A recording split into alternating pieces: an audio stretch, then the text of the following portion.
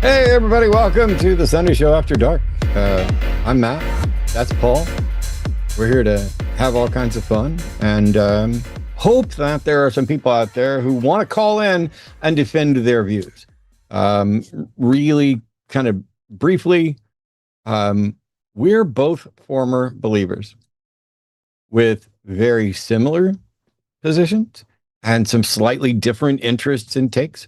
Paul digs way more into kind of scholarship and that arena, whereas I tend to dig more into philosophy and epistemology. Not that it doesn't massively overlap, but we're actually going to be doing a live, or maybe not live, we'll find out. We're going to do a video together sometime in the coming weeks where we talk about, how and why we focus on what and how we choose to focus and everything like that. But this show, 720-619-2288 is your chance to call in to present your case for why we should agree with you about your religious beliefs primarily. But if there are other beliefs you've got, we put together a list of potential debate topics and discussions, the things like God is not great, reasonableness is preferable to comfort, the Bible is not the good book, abortion rights are a moral good, the resurrection cannot be proven.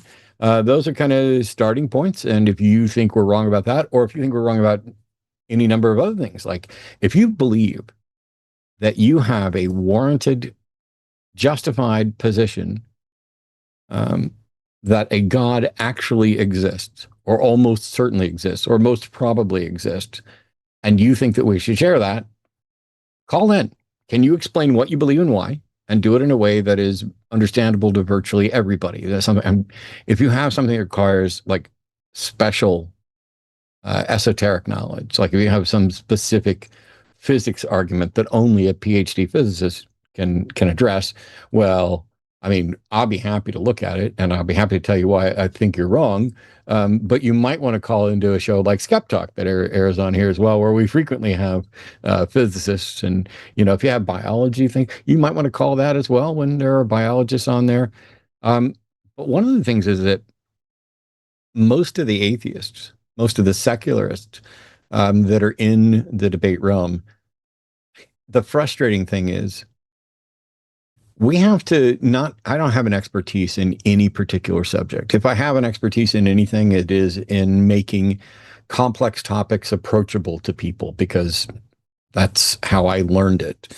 And I don't always do well at it, but we have to have kind of a broad knowledge, because we're here at all times, and I have to be able to, 1 minute explain this paradox or this fallacy, and another minute I might have to explain limitations of carbon dating, or how we got from molecules to self-replicating cells, and the answer is I may not know. And one of the things is, let's imagine for a second that we have no explanation for either the origin of life or the diversity of life.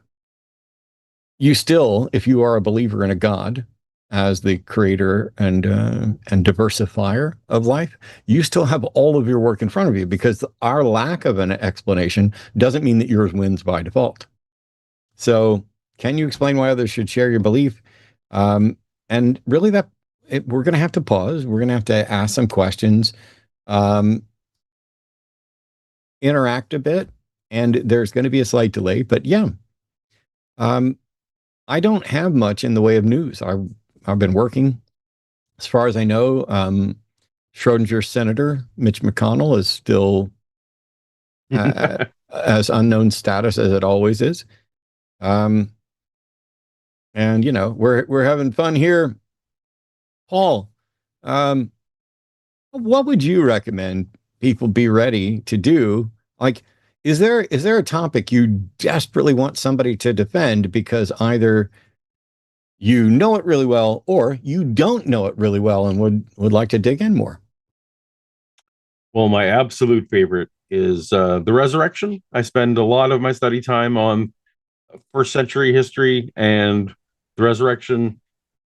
Gary Habermas, who is the scholar most often held up as the best resurrection scholar of the day, or at least the most have the most storied and lengthy career.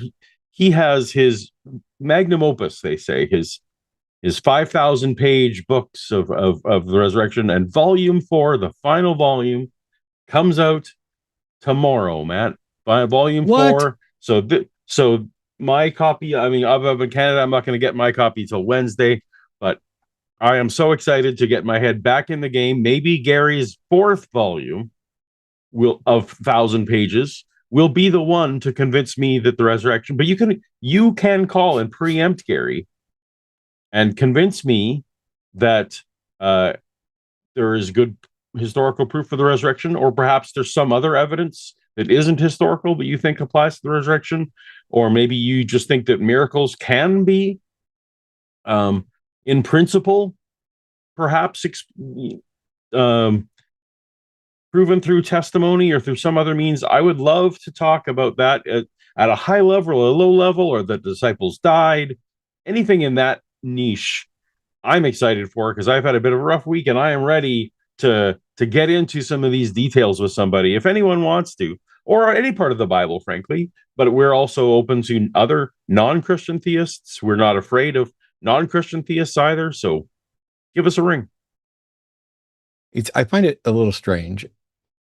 It's difficult to address a book by its page count because not all pages are made the same. So this book might have 1,000 Right? pages. This book might have 200 pages, but how many words are in there is sometimes a little better. How much content is in there? How much of it's repetitious or whatever.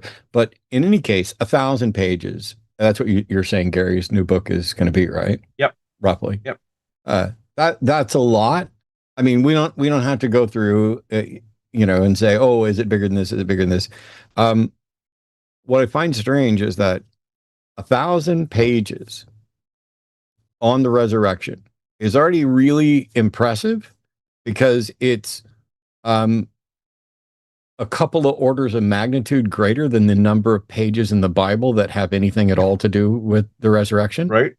Indeed. But also, it's coming from Gary Habermas, who famously is the minimal facts guy. And I'm like, Mm-hmm. how can you be the minimal facts guy and write a book this big on something which we don't have anything other than a story for? It's not like, we have any physical evidence. We have no way of investigating it. Unless maybe this is Gary's book, introducing his time machine. And he's gone back to get maximal facts from the past. That'd be great. In any case, yeah. we are ready to, like the Ghostbusters, we're ready to believe you. But in this case, we're ready to believe you if you have good reason and if you make a good case. I don't know if this one's actually screened or not. I think so. You want to let's get started and see what happens. Sure. Because I'd like to do this. All right. It appears that Irene from Italy is calling in about, I think, process theology. Did I pronounce Irene, your name perhaps? correctly?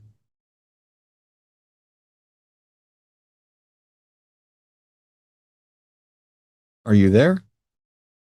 Irene? It's not Irene. Oh, it's not. No, you were right. Irene. Can you hear Okay, us? the audio should be working now. Sorry. I'm sorry. Yeah. Are you here? Oh, great. Thank you. Yeah. How are you? Hi. I'm doing fine. It's 2 a.m. here. Well, then let's not keep you up any later than we need to, but By all means, what do you got for us? Okay, so are you familiar with the concept of process theology? I am passingly familiar. I don't know how familiar Paul is, but I No, would none at imagine all. most of the audience is not familiar with it at all. So if you want to give a quick summary, that'd be fine. Yeah, I'm also, I mean, I came across it recently and it gave me pause.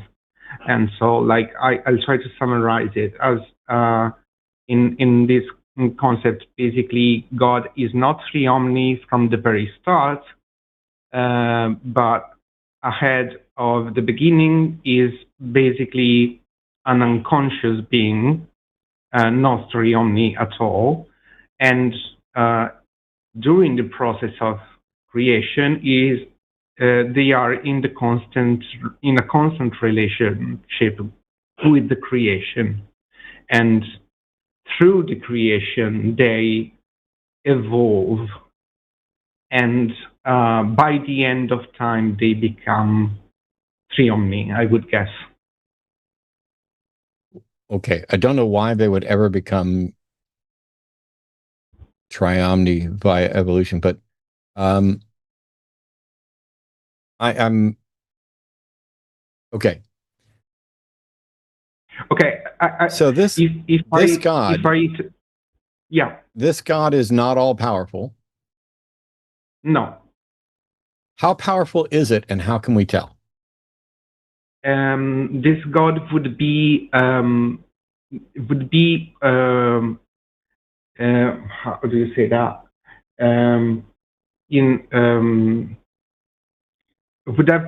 Would be all potential, full potential at the beginning, but not realized. It realizes itself through the process of creation.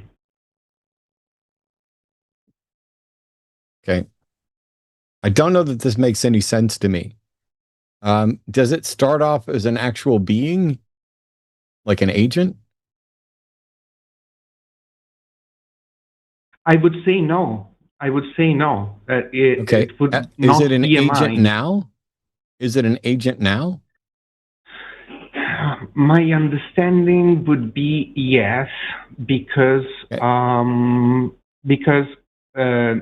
since it is in the process, since it is creating the universe, and the universe is inhabited by conscious being, I would guess that it has at least the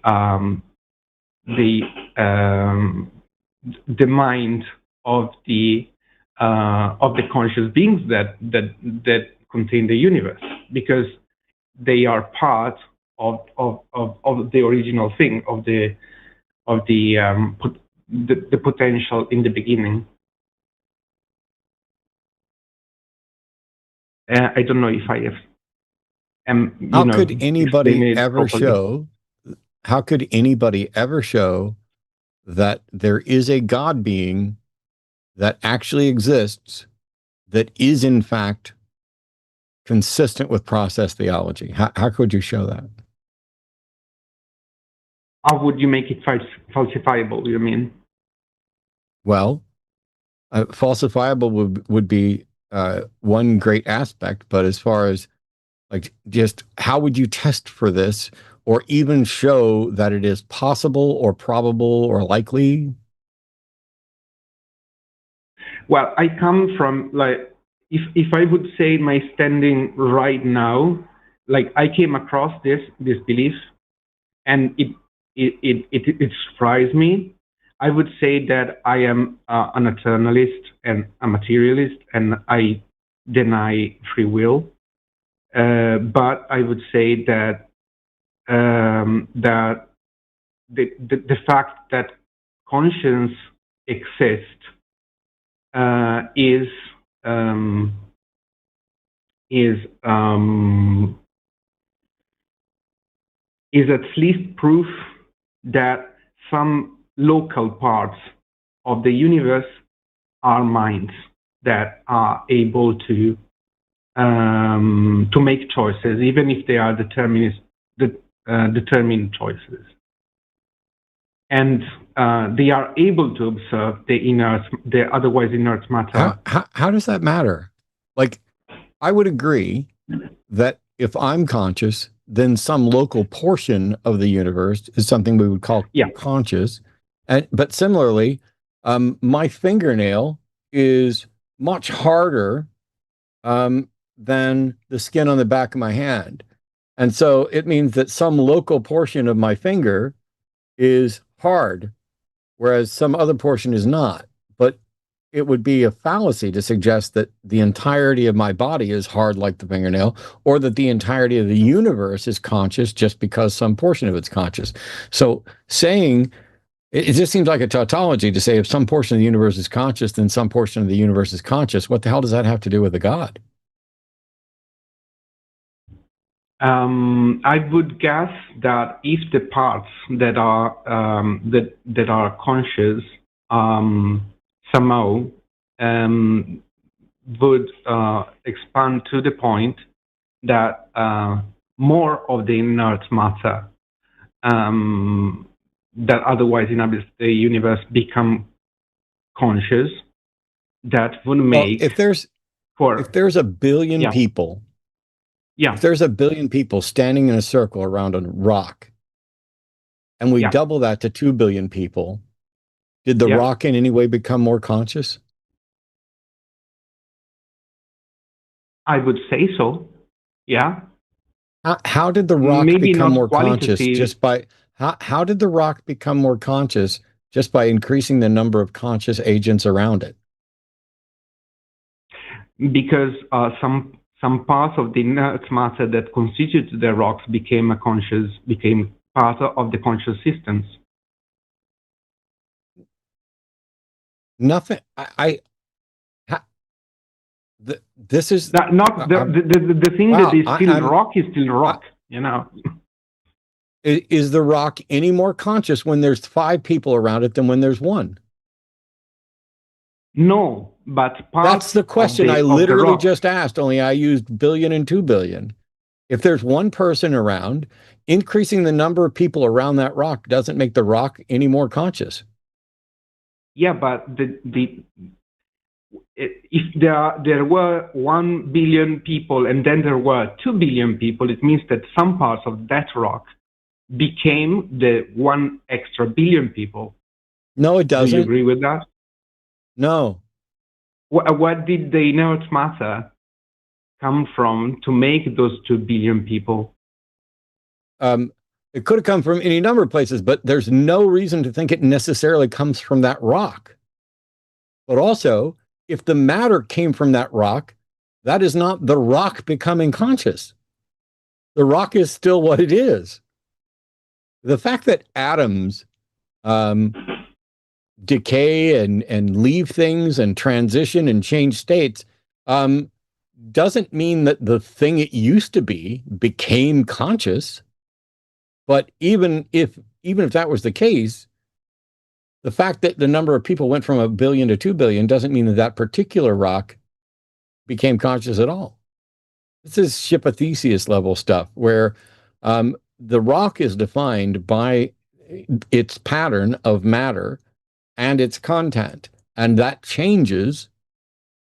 But the fact that parts of the rock leave the rock that might become part of something else that's conscious doesn't mean the rock became conscious. It's atoms. Atoms aren't conscious. Can you, Matt, point at a boundary that separates the you from the universe?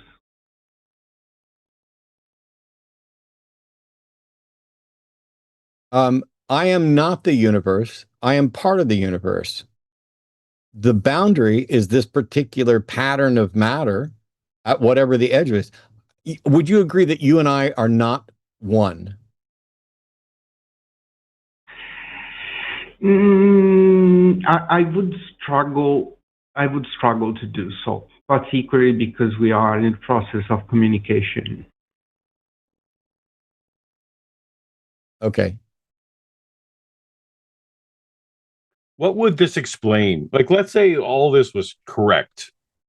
what would be better explained through this process theology than materialism, for example? What would be more elucidated? I don't know there would be much difference, to be honest. And I would think that even wouldn't influence morality much.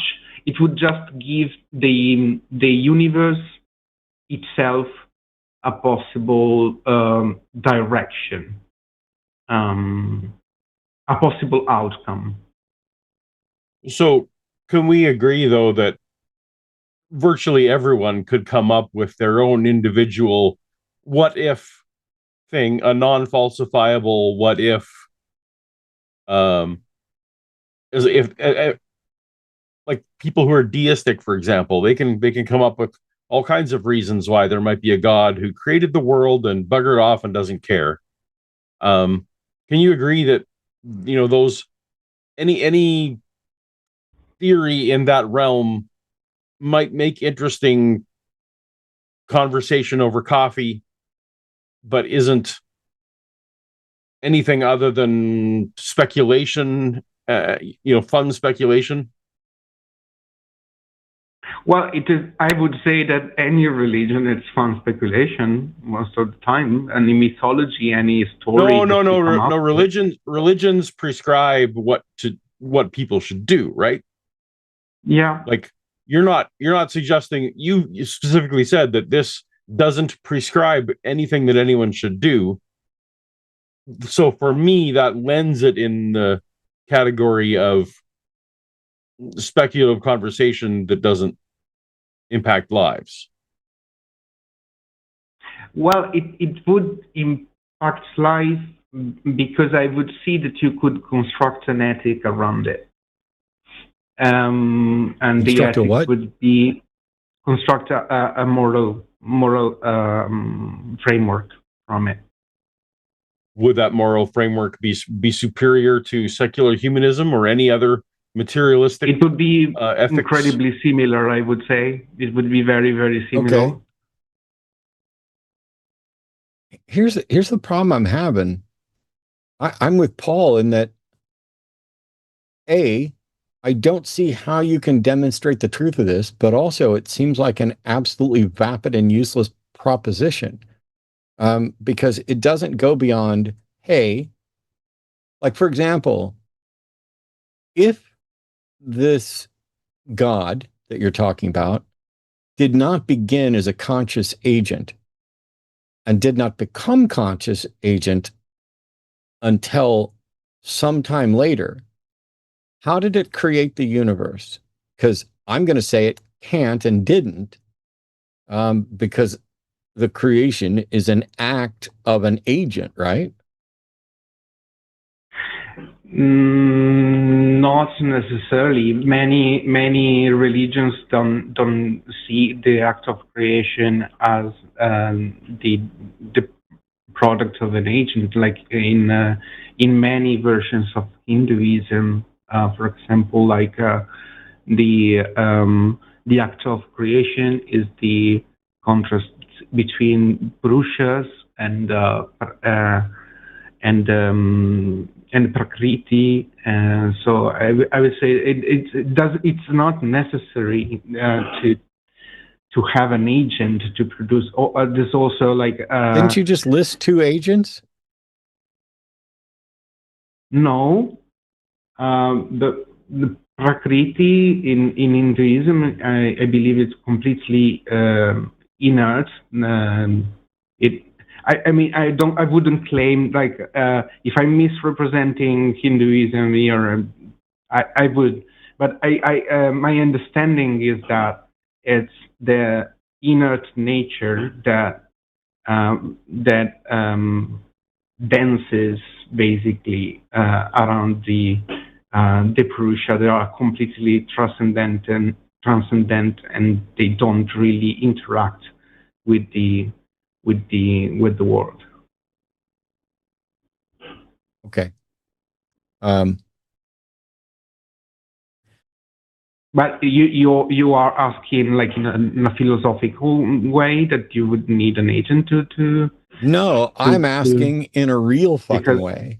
I only give a shit about gods that actually exist that have any possible impact on my life. If there's absolutely no value in believing X and no value in discerning whether X is true, then I don't have time for X.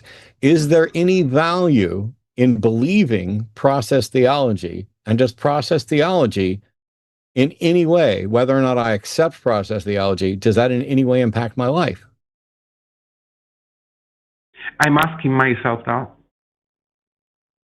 Well, if you get an answer, let me know. Fair. That's fair. Because it just seems to right me now, that this. Go ahead, Paul. Sorry. I was just saying, any god that starts non-conscious and through the creation process becomes conscious is part of creation. Then, like I see no way around that. I would agree they're with just part you. of it. I would agree with you. And so then I wouldn't believe so then that. it's not even. I think they would become that. They would become.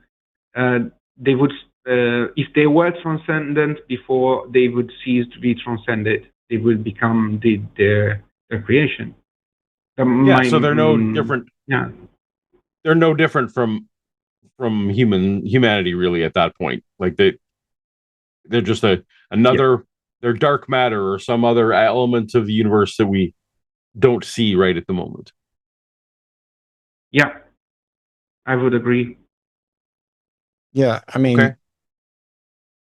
I'd rather, like, genuinely spend time talking to someone about the Marvel Cinematic Universe, which I believe is completely fictional, than anything approaching process theology or any of the bong rip.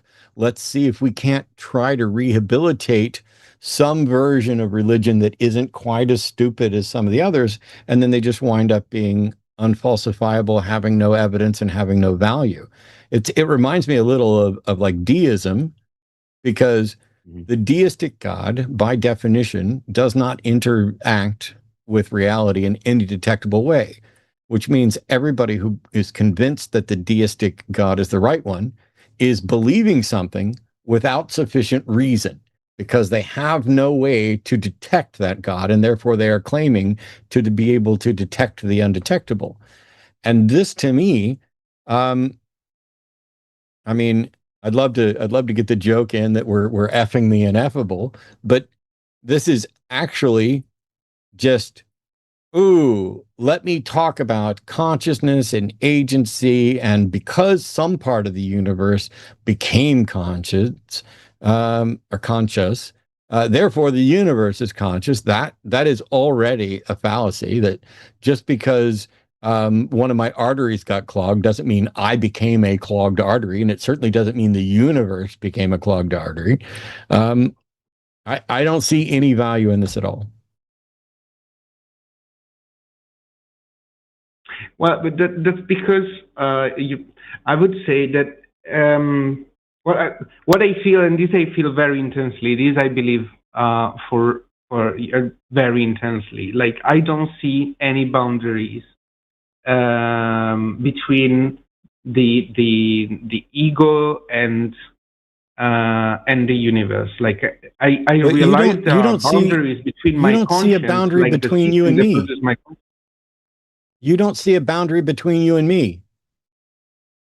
I see boundaries between my conscience and your conscience. That's what I asked you earlier, and you wouldn't acknowledge that. Well, if you put it like that, yeah. But I would say that the fact that we are communicating with each other breaches that. No, yes, it crosses, communication crosses the boundary, but there's still a boundary. Yeah. Okay, we are not then one. If we were one and I asked you what number am I thinking of, you'd be able to tell me, but you can't. I can tell you what number I'm thinking of. But we are one within the universe. Like there's no. No, we're not. We are not. In what way are you and I one within the universe? Because we are not, we weren't born at the same time. This particular package of, I don't think we were, but this particular package of chemicals and electrical activity is distinct from yours. We are distinct both in many ways in temporal, but also in physical location. You don't know what number I'm thinking of, whereas I know what number I'm thinking of. And so by all the definitions of self and autonomy, we are not the same. Do you believe in eternalism? I don't know what that has to do with what I just asked, but go ahead. What type of eternalism are you talking about? Because I don't think I live forever. Eternalism as the fact that the time dimension, past, present, future, all the time same. is a block. Time is a block, Sure. and the time, yeah. So Yeah, like, I don't pretend to know whether A theory or B theory of time or which blocks, or I don't know. However, even if eternalism were true and past, present, and future are all the same, that doesn't mean you and I are the same. If Matt robbed a bank, should you go to jail? No, but we are part. Yeah, but Okay, so there is a meaningful, so there's a meaningful distinction between Matt and you, because if Matt commits a crime, you don't want to go to jail. I haven't claimed otherwise. Like legally, we are distinct persons, distinct people. Legally, we are distinct people. We have different systems that produce conscience. I wouldn't claim otherwise. Yeah, Well, if Matt ingested poison, you wouldn't die. What? If Matt took poison, you would not die from that. Yeah, no, unlikely. So there are meaningful distinctions between yourself and Matt. So we're not all one. Yeah, now, since we're all now in agreement that there are meaningful distinctions between you and me, give me a justification for how we are in any meaningful way one. That we are within the same system. That is not a meaningful way in which we are one. If I have five jelly beans in a jar, they are all part of the same jar, but they are not one. Well, at this point, you would have to define oneness. I would say, but we are part of the same systems. In the same system, where both. Nobody's denying that. I'm asking for how that can meaningfully make us one. I find this to be some bullshit, sophistry, pseudo-scientific, pseudo-spiritual, whatever the hell that means. Hullabaloo. There is no meaningful way in which you and I are one. There are poetic ways in which we are both humans, we are both conscious, we are both sharing space, but that doesn't make us one. Sharing a lot that violates that one is an expression of identity, and it violates identity to claim that you and I are one. Because at a minimum, we don't agree that we're one, which means we can't be one. Do you agree that we are family? I think there are definitions of family where that might count. But if you said, hey, are you and I family? I'd say not in any useful or significant way. We are family in the sense that we are part of the same species. You are closer in family to me than a tree. Yep. But you could expand definition of family where I am family with a tree as well. So, these become rather meaningless. We're trying to find the distinction that makes a difference here. You're expanding categories to the point where they are becoming useful, because under your definition, where you and I are family, I'm also family with a single hydrogen atom, right? No. Wow. Okay. Why am I family with you, but not with a hydrogen atom? Yes, because you are not genetically related to a nitrogen atom. You are genetically related to me. Okay. Cool. You don't Anything agree? else? No, I find that to be an absolute dodge. You've just declared an arbitrary boundary that family is something about that which is genetically related.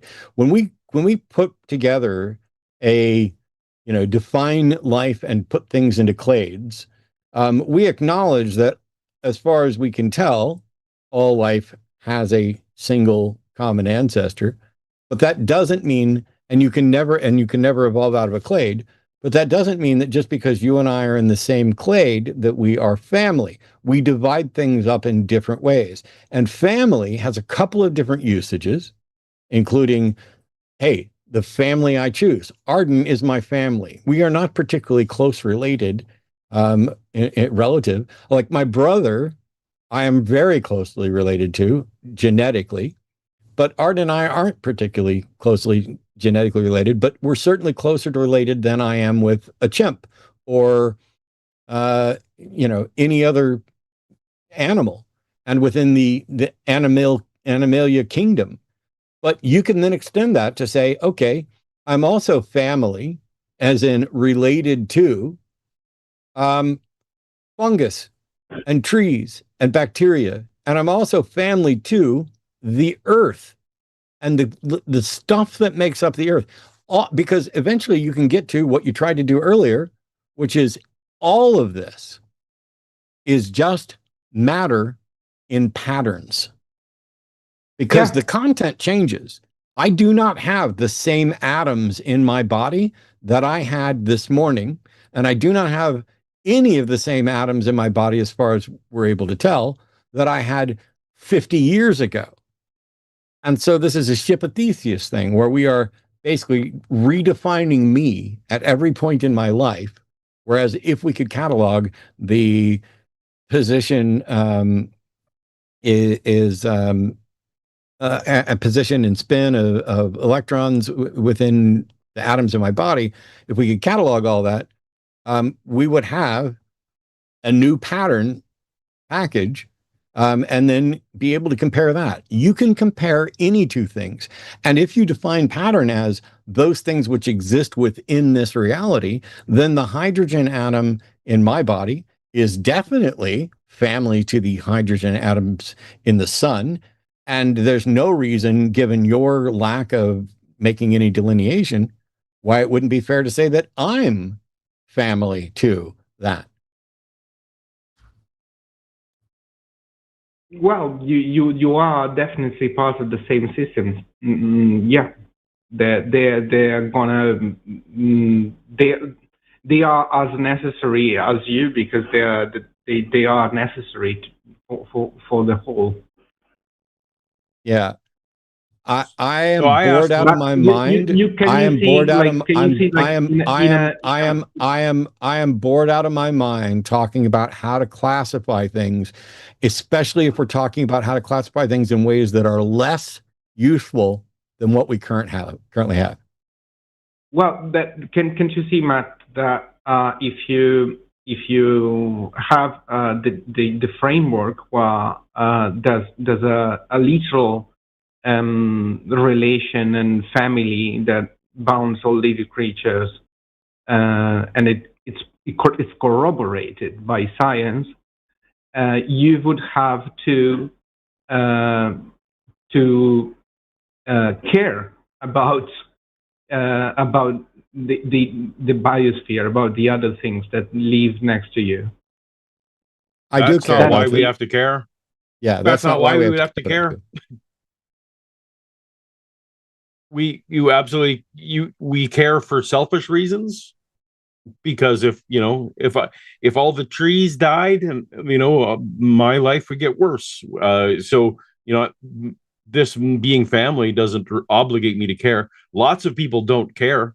I don't see why the acknowledgement of close genetic connection would obligate anyone to care. It just doesn't follow. And anything you're going to add here isn't better under this progressive theology idea than just under acknowledgement of materialism, and that what we do has impacts to humans and non-humans, and that empathy tells some of us to some extent that that because we don't like being treated in a certain way, that perhaps it's best if we generally agree not to treat each other that way. I see no. I'm back to this. There's no distinction with the difference under this process theology thing.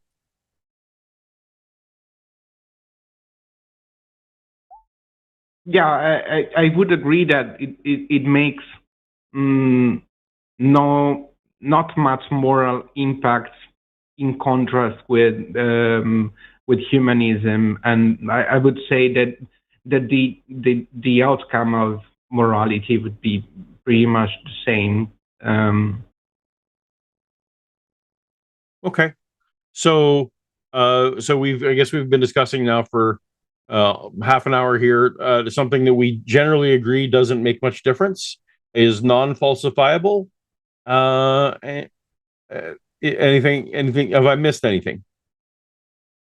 Yeah, I didn't come here with a big claim, Like I would say, I came across the whole this, purpose of the gave show. me pause, and I want to run by you. Yeah. Okay. Well, it's not giving matter eye pause in any way. It seems like something that you might enjoy discussing when you were chemically altered. But it's not. But it's not really true. There's no truth in the capital T sense that you can correspond this to reality and make future predictions against it, for example. That's kind of what I'm interested in. I understand. Okay. Well, Matt, unless you had anything else, I think we can wrap this one up. Okay. Yep. Thanks. We're going to move on. Okay. All right. So, for those who are wondering, there is another caller on the line, and this one is also not a theist. It's what I'm going to apologize in advance.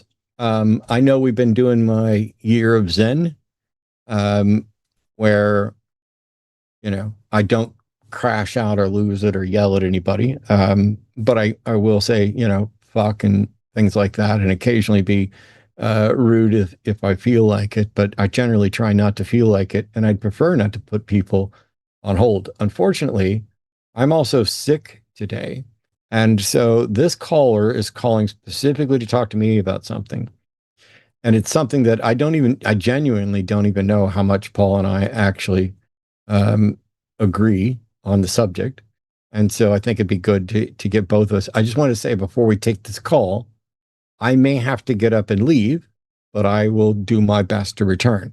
But so if you're out there and you believe in a God, why aren't you calling? If you're a Christian in particular, I mean, Christians, 1 Peter 3:15, you're supposed to be prepared at all times to give a reason for the faith that's within you. You've got the Great Commission in multiple Gospels. You should be calling in, using this opportunity to reach an audience that you couldn't ordinarily reach. And here you've got two former Christians with varying degrees of knowledge of either the Bible or some other topics. And you could either show us where we're mistaken, or we might be able to show you where you're mistaken, or at least figure out how and why we don't agree. Yes, I know there are people. I'll come back tonight. Yeah, I'll go back to Christianity tonight if someone convinced me. There's people in chat who are like, "I'm good with Matt exiting Zen mode." Yes, I know. There were people putting up a poll, and if it ends up being bad for the show, I'm going to be disappointed. But I wouldn't be surprised, and I don't yet know how that's going to make me feel. Like if me being mostly in Zen mode winds up making fewer people want to watch. I'm going to have to do some serious thinking about that, because does that mean that we are also just in the shock jock, let's get clicks and views, let's farm outrage?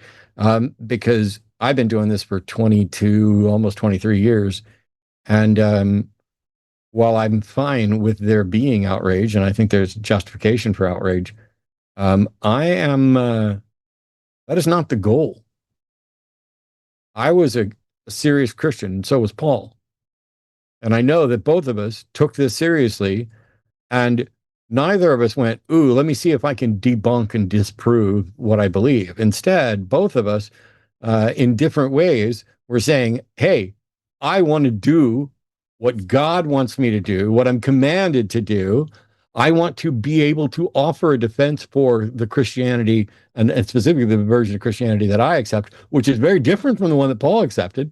But we both wanted to do it, and what we both found is we couldn't. That doesn't mean it's not true.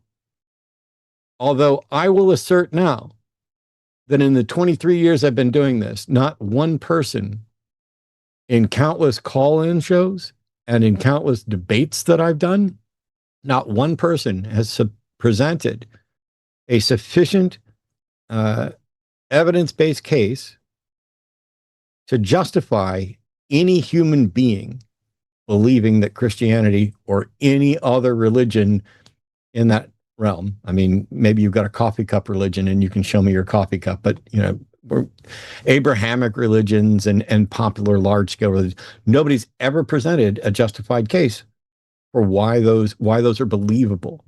And that's one of the reasons why one of the questions up there is, is reasonableness preferable to comfort? Because I think there are people out there who believe because they find it comforting and not because they find it true or real. And I think that's the same thing that we're getting ready to hear, possibly from an atheist. So here we go. Mike from Canada, pronouns are he, him, says, I should support secular spirituality. Hey, Mike, what is secular spirituality? I'll admit it's broad, but I don't think that specifically matters. You don't? Okay.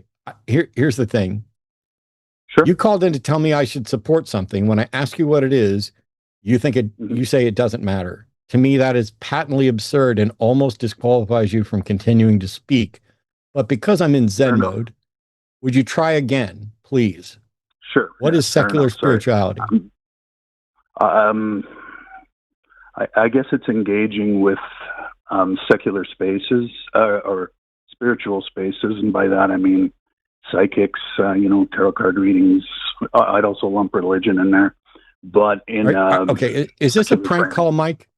Is this a prank call, Mike? Because in all the years that people have tried to get me to advocate and participate and engage in spiritual spaces, not one of them has been silly enough to suggest that I should be engaging with tarot cards and psychics, which have never been demonstrated to be real and have many times been debunked.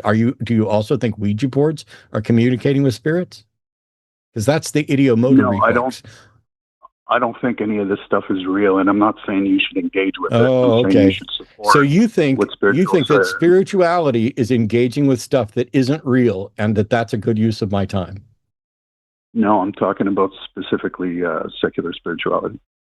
No. You said, when I asked you what it was, that it involved in engaging in spiritual spaces, and you specifically listed tarot cards and psychics, and then you said those aren't real. So what you're saying is I should get involved in secular spirituality, which is spending time on shit that isn't real.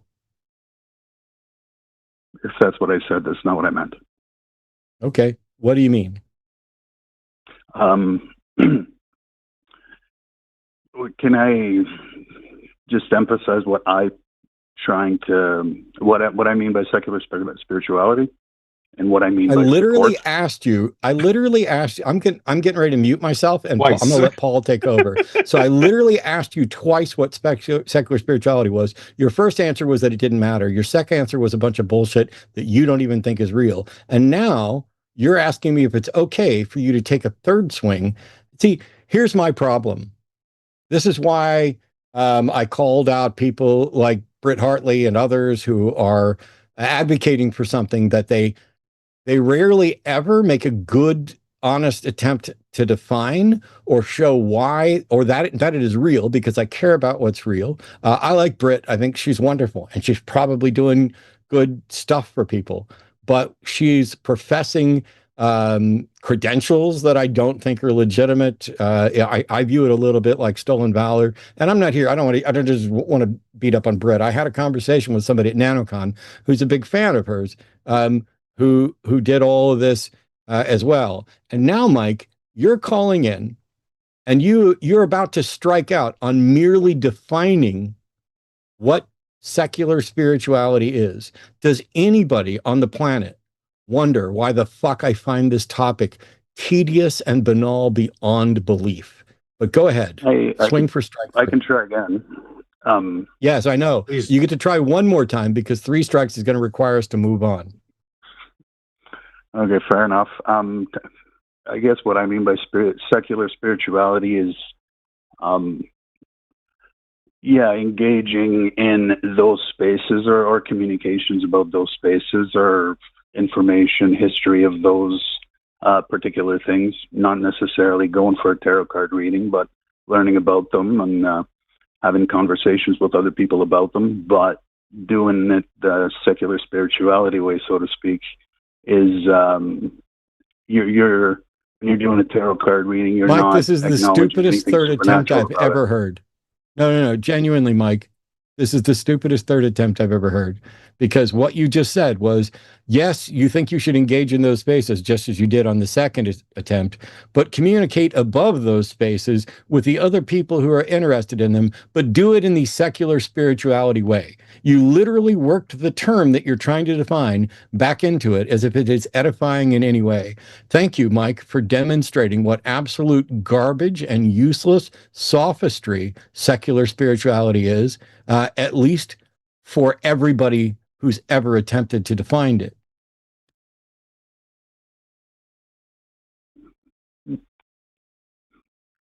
Anything else? I have other points, yes. Cool. Like what? Well, go for it. Can I ask a question first? Can I have a question first, Mike? Absolutely. So Sure. Absolutely. I consider myself a counter apologist as my job. I engage with Christians daily and attempt to point out why Christianity is flawed and think claims that they make that are incorrect or at least less correct than they would say. Would you say then that I am doing secular Christianity? Because it sounds like what you're trying to say is, and this is just, I'm hearing you for the first time. It sounds like what you're trying to say is go to these spaces and tell them why they're wrong. And we're calling that, therefore, secular spirituality as opposed to, say, counter spirituality. Where am I reading you wrong, or am I correct in this assessment? No, you're actually pretty close. The only distinction I would make is when I say you should support, I'm not saying you should engage with it. I'm just saying that the space itself, much like you do, you expose people to the dangers and vulnerabilities of engaging in those spaces. You call out where the gaps are, where the flaws are in it, the parts that are, just make-believe and, wishful thinking, as opposed to the history of how those things came to be, the art that's associated with it, things like that, which is similar to what you do with Christianity. I apologize to both of you, but I'm about to fucking lose it. Am I understanding you correctly, Mike, that you think secular spirituality is essentially engaging in skeptical debunking of other spirituality? Maybe not all of them, but the ones that I would advocate for. No.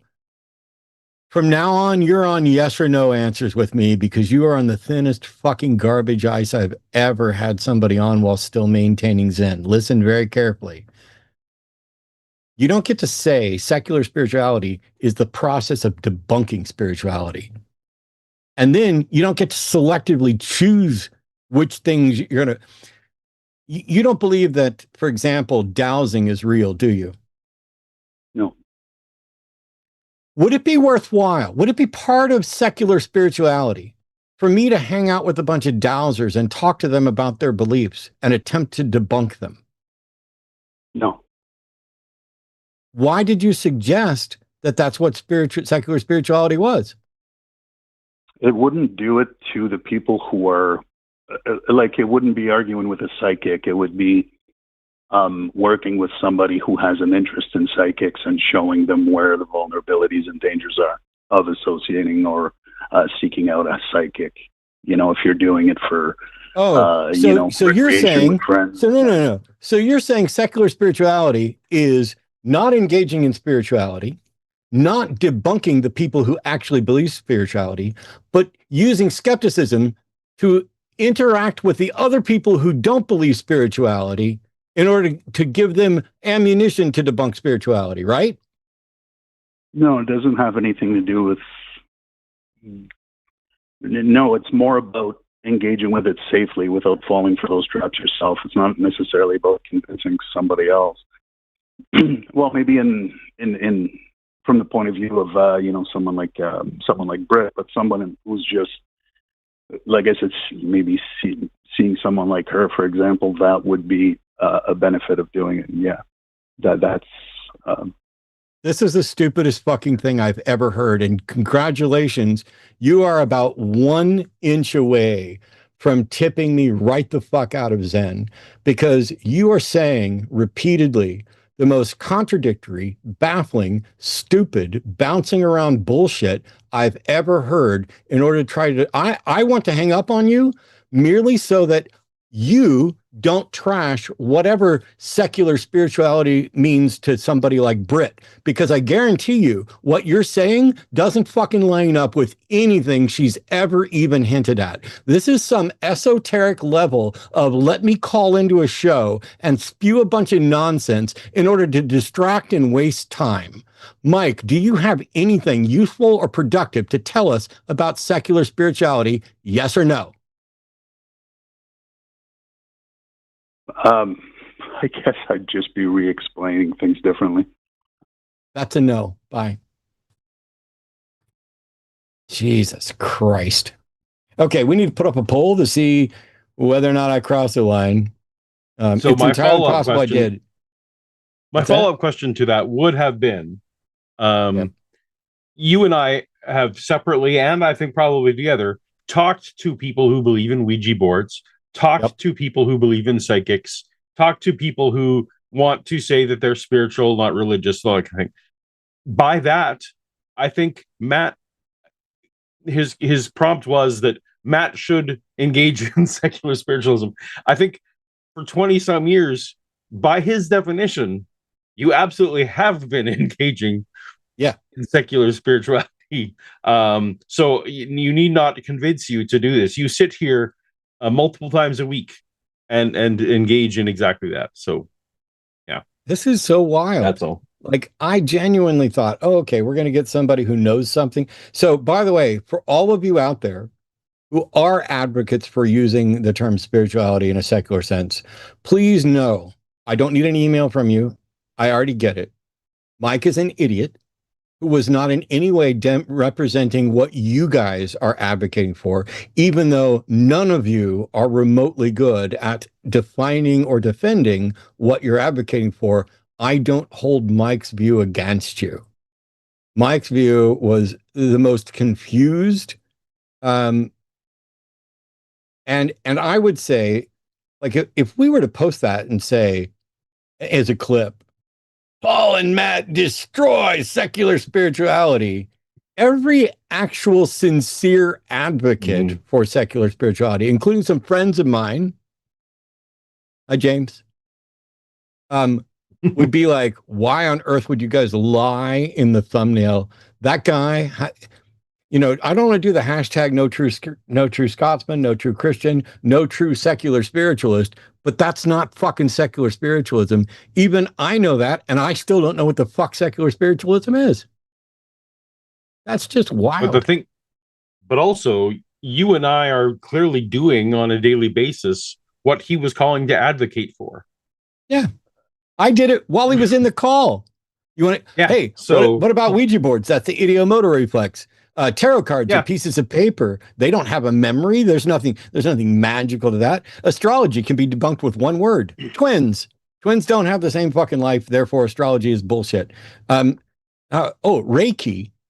Pick your pseudoscience. This is what the James Randi Educational Foundation has been doing. Some things are debunkable, like homeopathy. Homeopathy is bullshit. It's an absolute embarrassment that the UK royal family or anybody is actually advocating for homeopathy. Homeopathy is absolutely demonstrably bullshit. The notion that water has a memory, that like cures like. James Randi used to walk out and swallow an entire bottle of homeopathic sleeping pills. Why? Because they're fucking water. That's what they are.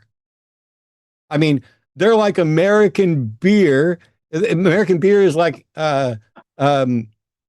sex in a canoe because it's fucking close to water. That's what homeopathy is. It's not just fucking close to water. It's water. It's just with some chalk in it if you're going to take the pill. Please don't call in. Like, I want theists to call in to defend what they actually believe. And more importantly, why we should believe it. If you think you have a good argument for the existence of God, great. If you think you have a good argument for spirituality or something supernatural, do that. Because I do not believe anything supernatural. I am not aware of any way to demonstrate that the supernatural is possible or probable or can interact with reality, let alone has interacted with reality. I see no way to demonstrate any of that. And therefore, the supernatural is not currently a viable candidate explanation for any observation. And it doesn't become a viable candidate until you demonstrate that there's something supernatural or some way to test for it.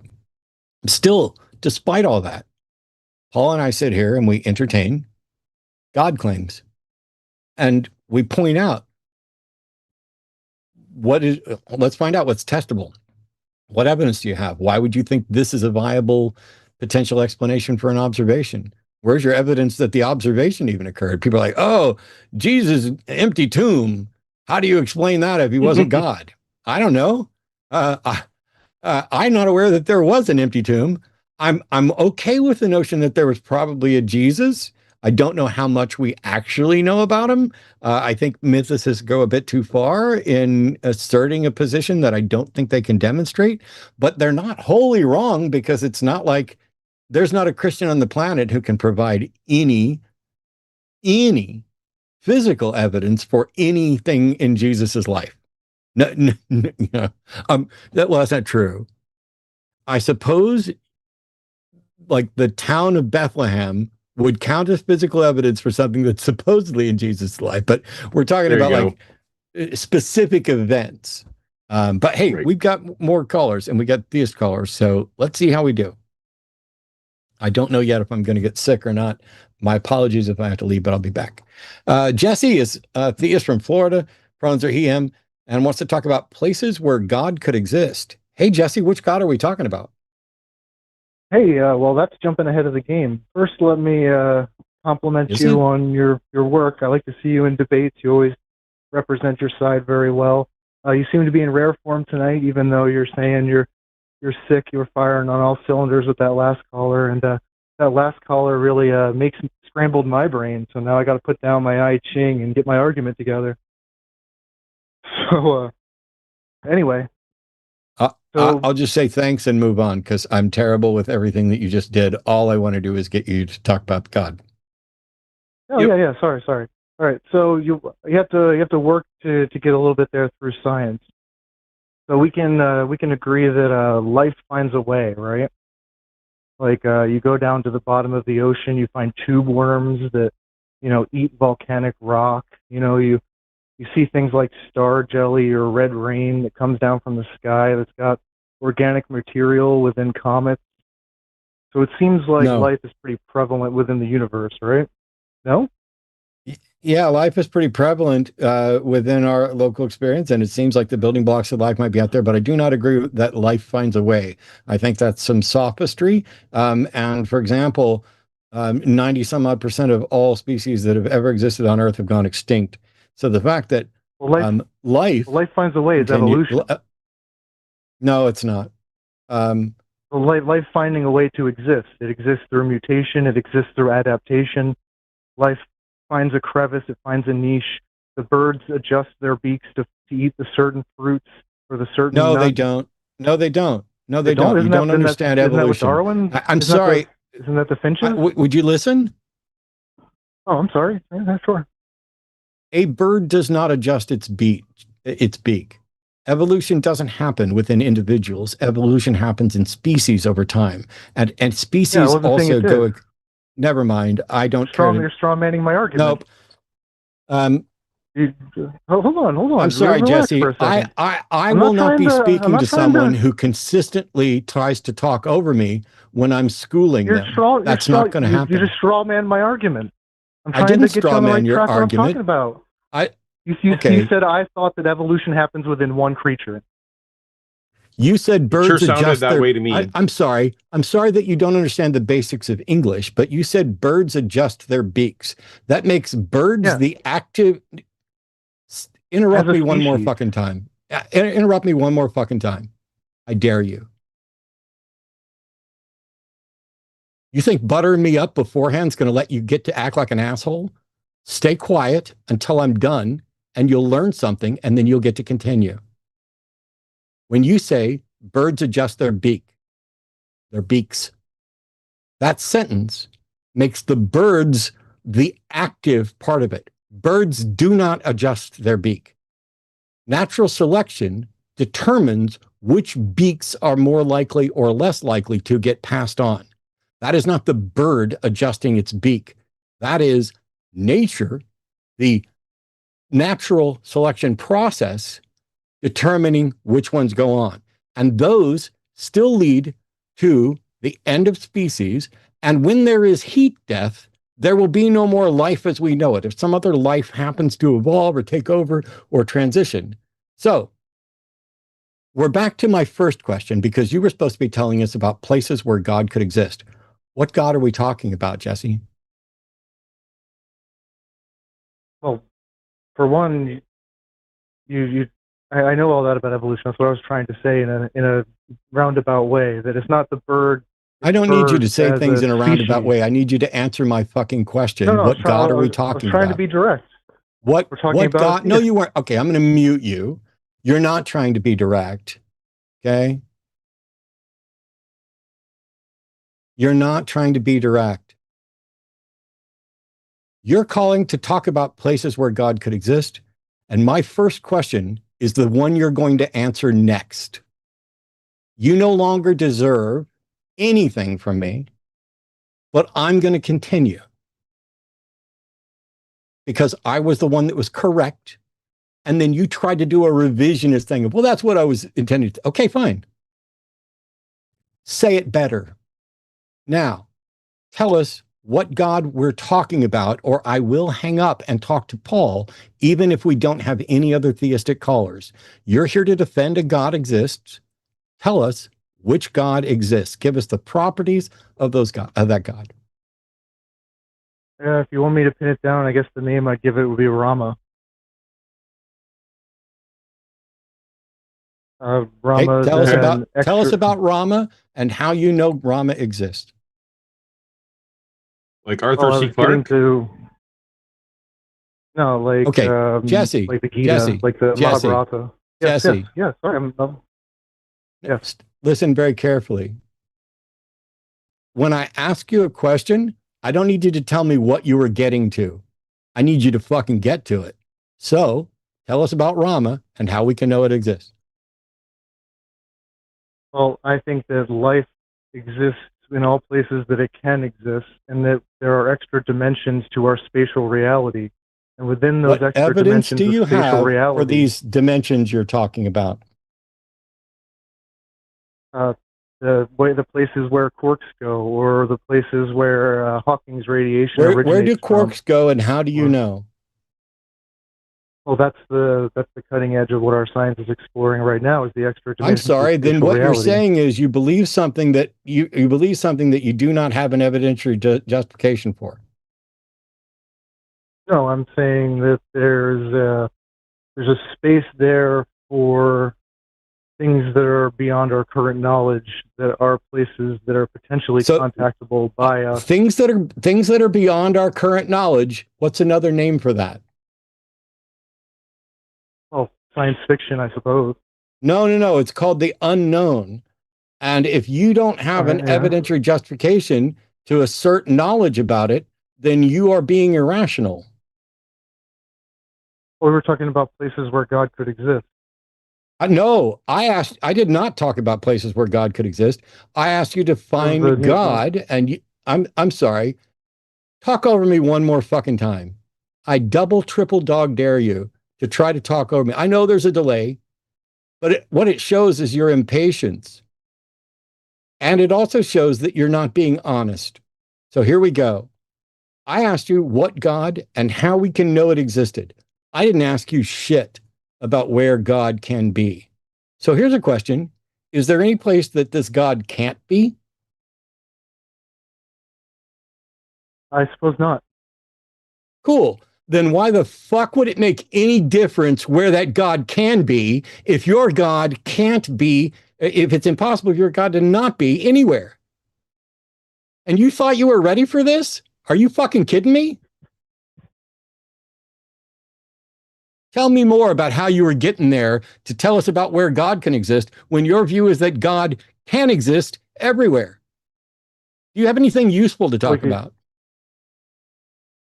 You know that quantum time that exists on the fabric of the outside of reality where all things are happening simultaneously? No, and I don't think you do either, but it's not relevant to whether or not there's a God, is there? Is it? It is, yes, 100%. How is it relevant? How is this relevant to whether or not there's a God? You're up. Give me a 3D evidence-based, give me an evidence-based syllogism for how the quantum edge of the universe is evidence for God. Well, it's just the suspension in a higher dimension of space. It's the thing that exists beyond this universe. So if there's anything making contact with that outside skin, prove it. Prove it. Well, that's where science. That's where prove science is it, right you now. delusional quack. I'm losing my zen on purpose. I'm yelling at you on purpose because I fucking enjoy it. Because you are a vapid troll who asserts things and then. Yeah, you are, Jesse. That's why you tried to butter me up at the beginning. I'm not fucking stupid. No, this ain't my first fucking rodeo. Here, I'm going to mute you. Nobody's going to get to hear you until I decide you get to be heard. Congratulations. It took a couple of months, but I'm having so much fun. I willfully, voluntarily lost my cool just so I could fucking show what an absolutely dumb motherfucker you are. How dare you pretend that you know anything about evolution when you misphrase things and then pretend like that's what you were actually saying? And how dare you pretend, well, life finds a way. I'm sorry, I've seen Jurassic Park too, but I've also heard about the heat death of the universe. And by the way, life doesn't find a way. Life is relatively special. As far as we can tell, there's not life throughout the overwhelming majority of the entire space of space. And so now you're like, well, I think the God is Ram. Cool. Now I want to talk about where God can be. Is there any place that God can't be? Oh, well, no. Then it's fucking useless to talk about. You are an absolute waste of conversation. You have nothing useful to offer. You have nothing substantive to get to. However, I'm clearly in a mood. Don't you dare pretend like you understand quantum mechanics. You should call in to Skeptalk maybe tomorrow and get schooled by the people who actually know and understand that stuff. But what I asked was, how can it be evidence for a God? and you spewed off a bunch of nonsense. An evidence-based argument for the existence of God has at least two premises that are connected with major terms and minor terms and connecting terms. And those lead to a conclusion, and that conclusion is, therefore, God exists. That's how it goes. Premise one, premise two, conclusion, therefore God exists. If God doesn't exist in your first term, it cannot exist in your conclusion. If exist does not exist in your first term, it cannot exist in your conclusion. Thank you for letting me lose my shit. I had so much fun. I will be donating $50 to, I don't know. Hey, chat. Why don't you guys, because I did Trevor Project the other time. Is there a really good science education project that it would be good for me to donate to so that people get educated so that they don't sound like Jesse? However, I'm going to mute myself and I'm going to step away and I'm going to go to the restroom. And while I'm gone, Paul can engage with you to his heart's content, bat you around like a chew toy, engage with whatever, because you are not worth my time, Jesse. But that's not fair to everybody else. So I'm going to take a quick break. Thank you for letting me raise $50 for charity and having a really good excuse. And I'm pretty sure that if we took a poll right now in chat, the overwhelming majority of people would be thrilled. Not only that I lost my Zen, but that I did it specifically to you, even though we had some absolute nonsense on earlier. So here we go. Let's all welcome Jesse back. And if anybody feels that Jesse needs an apology, go fuck yourself. I guess I'm back. Not Hi, Jesse. You're on with Paul. I did appreciate. You're on with Paul. I guess there is a delay. I'm not trying to talk over anybody. I never was. And, no, that's all right. So you can say you guys. Let's reset. You guys don't have to rage bait. You guys don't have to rage bait. It's like I called in, kept my calm. I wasn't trying to interrupt anybody. I'm just saying, Jesse, I'm not a troll. Jesse, I wasn't trying to push anybody's button. Can you hear? Jesse, can you hear me? Yeah, I hear you, Paul. I hear you, Paul. Yeah. Yeah, you're on with Paul. Pretend you just started this call, and it's just you and me. Okay. How about that? All right. Can we do that? Yeah. All right. Yeah. Sure. So you are calling in, and you want to talk about places where God could exist. Yeah. For me, my first question is, does that imply, in your view, that there are places where God can't exist? Or is this just... Well, is this a semantic thing, spaces. or is... There are theoretical spaces, and there are spaces that are beyond my comprehension, even possibly, that God potentially could not exist. Yes. So, I mean, I could weirdly grant you that in places that we don't know anything about, that there absolutely could be any number of things, in spaces we don't know about. Like, that would be unreasonable, I think, for me to deny. Right. That's why I took that position. Yeah, fair. So the question, I guess, for me is, are all of the spaces where God can exist places that I can't know about, or can God exist? Can the God you believe in, be it Rama or whoever, also exist in the places that I can know about? Yes. Okay. So since I think we both agree that we can't know about what we can't know, and undeniably there are things that we at this present time can't know, right? So tell me about how I can know about this God in the places that I can know about, or is that in the realm of what you believe? I don't think you could probably scientifically do it with a machine quite yet. But like I was speaking before, but it doesn't need to be scientifically. Quantum. It doesn't need to be scientifically. No, how can I know about if we're looking Rama? for provable evidence. I didn't even provable is too high a bar. What?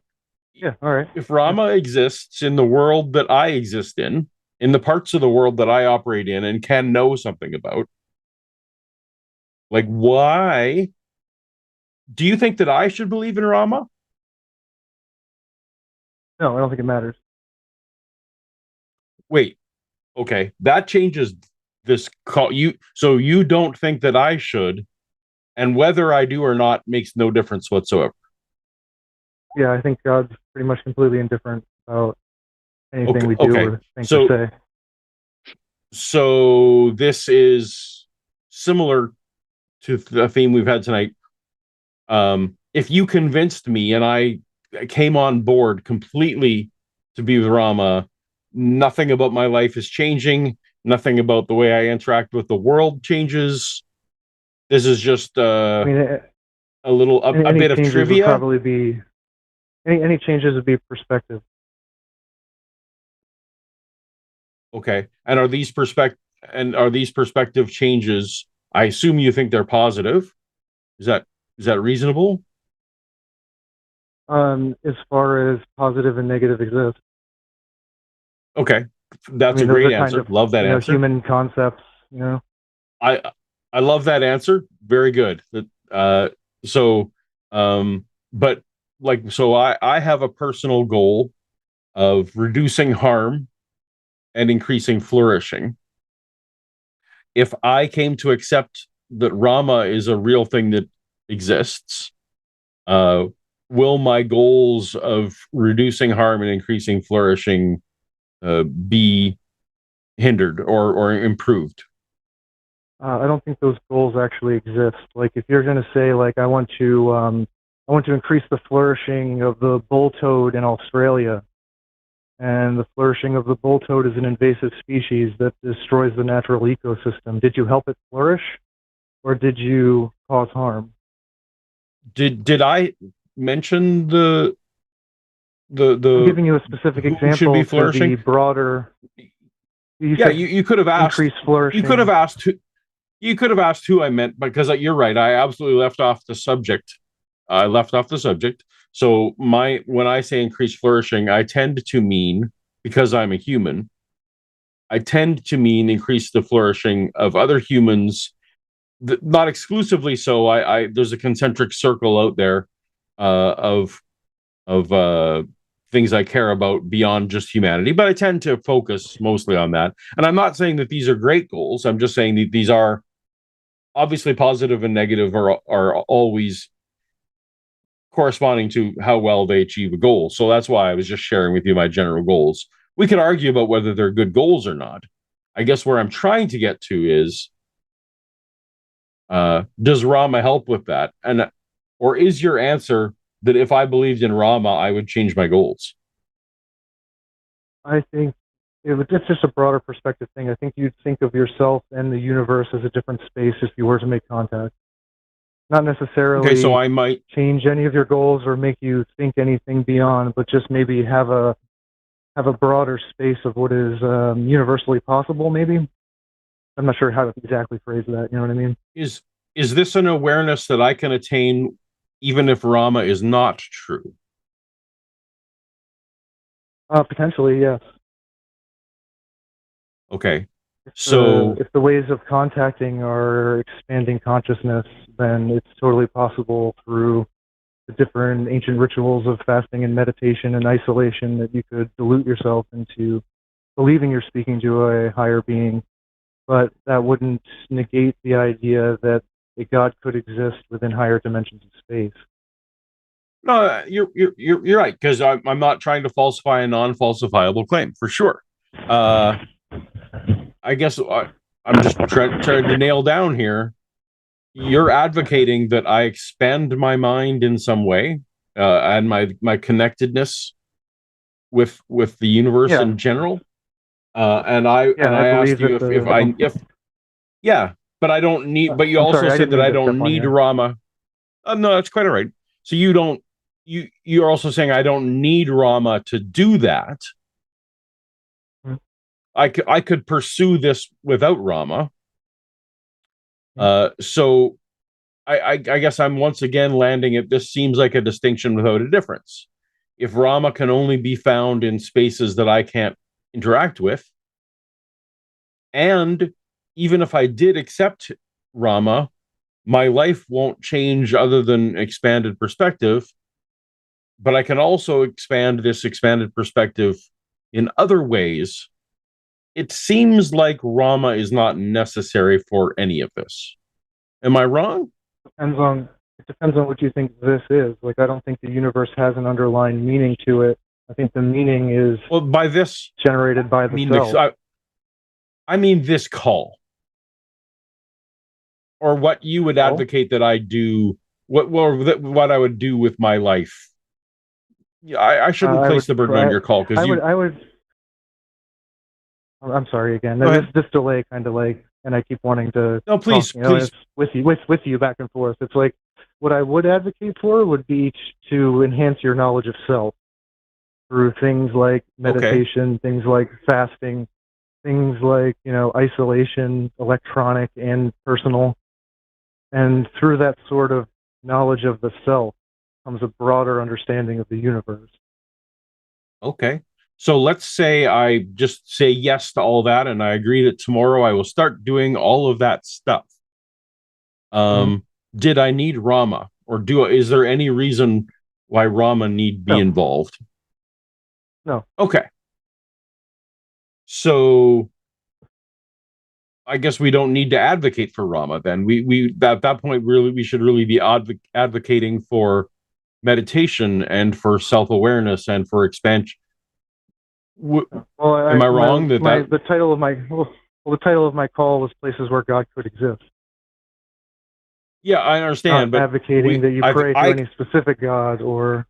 Okay, but I think that it's not a useful premise to talk about God existing in places that I can't access or evaluate. Right? Like that's not helpful for me, even if I grant it.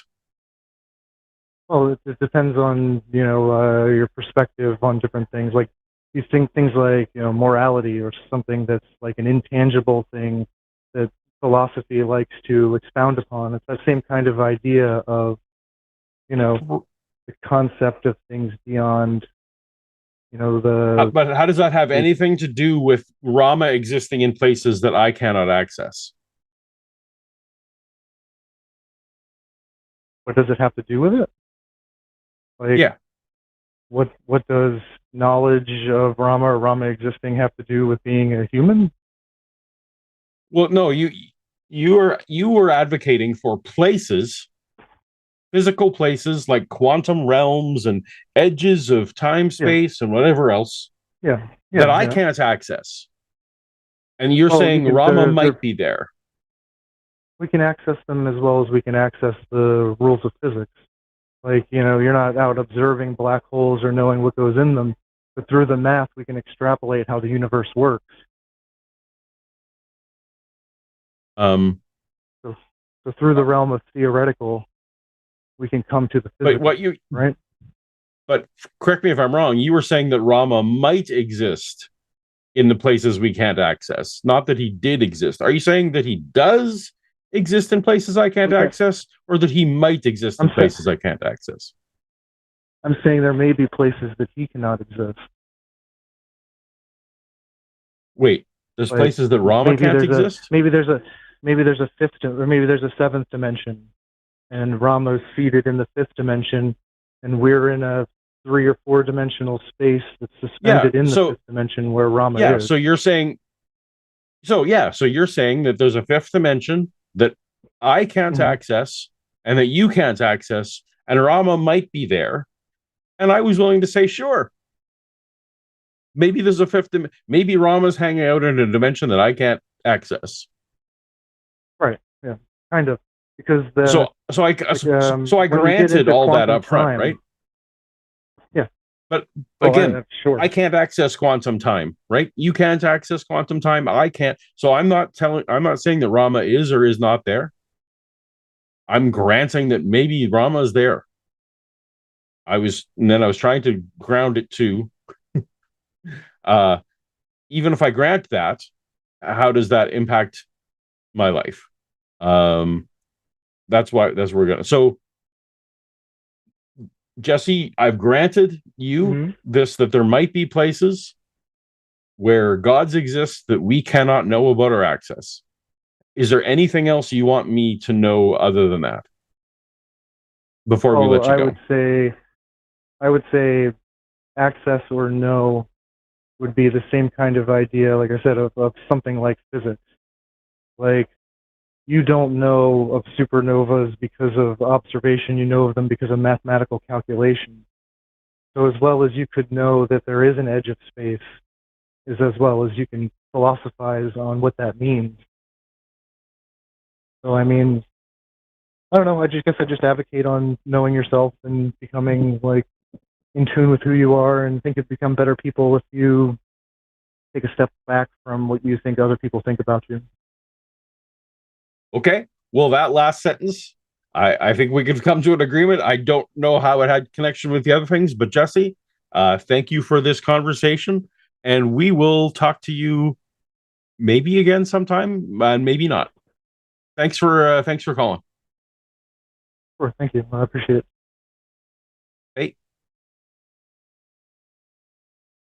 Hey, we've got other theists, so pick which one you want, Paul. I'm fine with either one of them. I prefer number 4 at the moment, but we can either way. I'm 6 of one, half a dozen. It's fine. John's calling from Florida. Hello? So we got a number of different Florida calls here. The supernatural, and pronouns are him, supernatural, and if it's possible to prove with science. Hey, John. Hi, Matt. How are you? I'm confused. So, isn't science based on methodological naturalism and the recognition that we have no current way to verify anything supernatural, so we don't get to consider it as a candidate explanation? Isn't that just what science's default position is? Yes, I agree. Correct. Cool. So, I guess, do you think that's a mistake? It's an error? No. Okay, then I'm very confused, because it says you're calling to talk about the supernatural and if it's possible to prove it with science, and you just agreed that it's not. Yes, it's not possible, and I would like to start with some common ground that I think No, John. we would all agree on before. Yeah. No, John. If you have no way to show that science can demonstrate the supernatural, and you agree with us that science cannot, in fact, demonstrate the supernatural, then I don't need to have a conversation with you about science and the supernatural, do I? We're in agreement. Yes. Cool. Say goodbye, John. John, are you? I'm kidding. John, are you trying to say that there are non-scientific ways? Was that the whole point? Yes. Was this a convoluted way to say that there are non-scientific ways? Okay, you could have led with that. It can't be. Yeah, it can't be scientific. There's no way. Okay. What is your non-scientific evidence? Now, to be fair, just for clarity, because John, you and I have spoken a handful of times, and you've spoken to some of my friends, and you don't believe in the biblical God, but you cherry pick from the Bible. What method can we use to verify anything actual about reality that is not scientific? What other method is there to verify actual things about reality? It would be just reasoning and philosophical arguments. Yeah. So, are you familiar with, for example, Kant's critique of pure reason, and the limitations of? So, for example, you can't define something into existence, and while you can reason about something, if you don't have empirical evidence for it, you can't demonstrate that it's real. So how could you possibly show, like, name a supernatural thing and tell us how we can know it's real? That's the easy one. Yeah, you can't. Yeah, God cannot. Okay, now stop, John. Did you just? I said name a supernatural thing and how we can know it's real, and you said we can't, right? Not for me, meaning that's what I meant. Do you know any supernatural thing to be real? Only personal experience. Do you know any supernatural thing to be real? Yes, my personal experience with How do supernatural. you know that something what supernatural thing do you know to be real, and how do you know it? There's a lot. There's way too many to list in a few minutes. Okay. One. I don't know how you assumed that I was only going to give you a few minutes, but I didn't ask you to list a lot. How many did I ask you to name? You want me to just give you a number or just start? How many did I ask you to name, John? List a few. No, I didn't. If you can't listen to me for the most important part, which is me asking you the question to answer, why should I spend any more time speaking with you?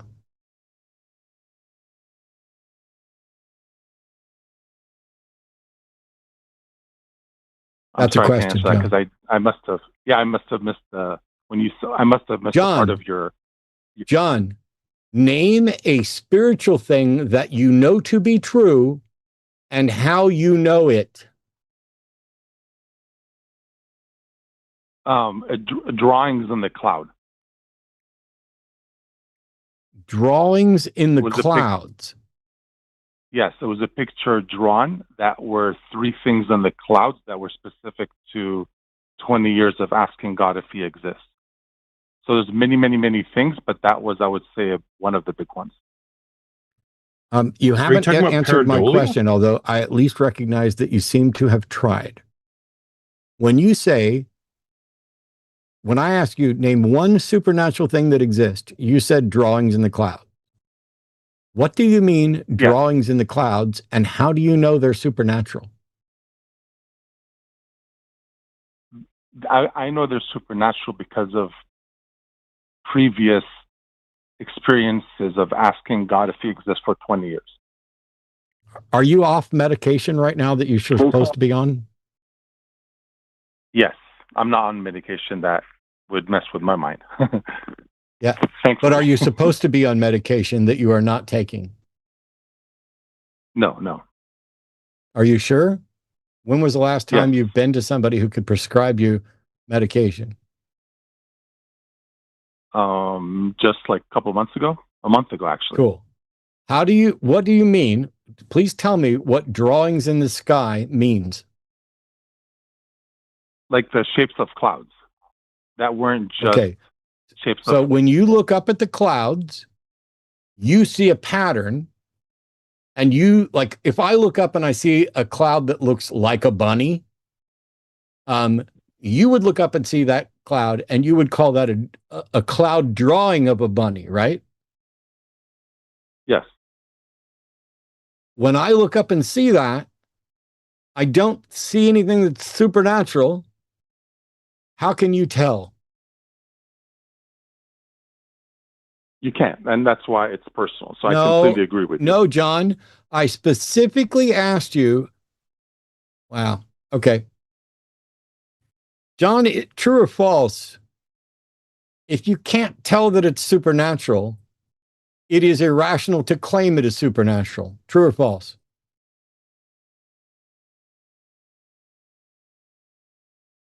That's a trick question. Because no, it's not a trick question. There's yours. John, is it the case that something is either rational or not rational? Yes. Cool. But there's more than one point of view. No. We're now on one-word answers again, John. We've been here before, haven't we? I think this is the first time I talked to you, Matt. That's bullshit. It must be another John. No. But anyway. I've never spoken to you before. Okay.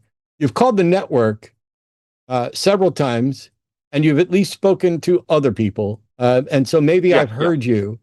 Okay. So you acknowledged that a belief is either rational or not rational, correct? And every belief is one of those two. Yes. Okay. Is it a belief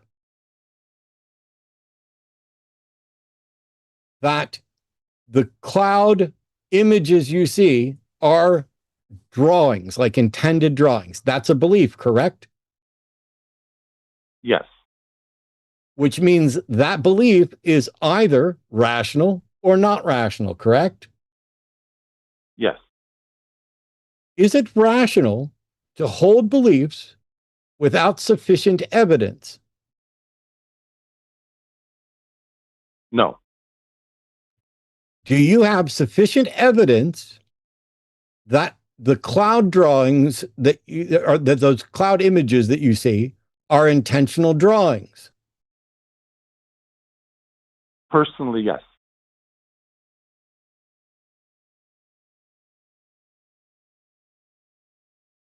John, if your evidence Yes. is not available to anybody else, could it ever be rational for them to hold that belief? No. Then why the fuck are you calling me? To start on some common ground. No. There is no common ground with you, Delulu. The purpose of this show is for people to call in and defend their view. I'm going to end up donating. I haven't finished the donation to Dolly. I'm going to be donating $100 to Dolly. Thanks for this. The purpose of this show, John, is for people to call in, state what they believe, and defend it in a way that would be convincing to others. The entire purpose is not for you to call in and make yourself feel better by giving a fucking personal book report. This isn't fucking show and tell for you to call in and say, I saw images in the clouds and I'm the only one that has the evidence to make it justified. You're a lunatic if you do that. And it's not the purpose of this show. John, do you have any way to demonstrate via evidence any of your beliefs about the supernatural to Paul and myself? Yes or no? I can make one last attempt. That's a yes or fucking no question. Yes. Cool. What evidence can you present for the supernatural that Paul and I should accept your supernatural claim? And the Dolly Parton Foundation thanks you for your $100 donation. Can I make a premise first? No, you can't do shit except provide the fucking evidence that you said you could fucking present. This is fun. Well, if you need a premise, give me a premise. You should have thought of that before you called, shouldn't you? No, I mean, the premise would be that supernatural evidence could only be given from a supernatural source. So a human being cannot give that to you, which is why you've never gotten it before. So you're a fucking liar. So you're a fucking liar. No. I asked you if you had evidence you could provide. Are you a human, John? Yes. Can humans provide that evidence, John? No, but we can share the weight. No. You don't get to put a fucking but on here. You were on one-word answers with me forever. Paul, you can give longer answers to Paul, but I have no fucking patience for liars. I'm going to donate $150 to the Dolly Parton Foundation just because you're a fucking liar. I asked you if you had evidence you could present. You said yes, and then you said humans can't present that evidence. And then I asked you if you were a human, and you said yes. Is a logical contradiction something that can be true, John? Yes or no? Are people that are talking yes or fucking no? Yes or fucking no? I'm going to mute you. One more time? No, I'm not going to repeat it one more time, you fucking dipshit that doesn't listen to anything. You call into these shows over and over again, and even if you haven't actually spoken with me, you've spoken enough of my friends, and I've been sitting down there listening to your absolutely stupid, cherry-picked fantasy world load of bullshit. God is love, and he's all about freedom. You have no way of knowing that. Yeah, I've heard you, John, and I remember you, and I remember your fucking voice, and now you're going to get schooled, and I'm going to fucking mute you, and you're going to sit there while I enjoy it, because there are no other callers. There are no other callers on hold.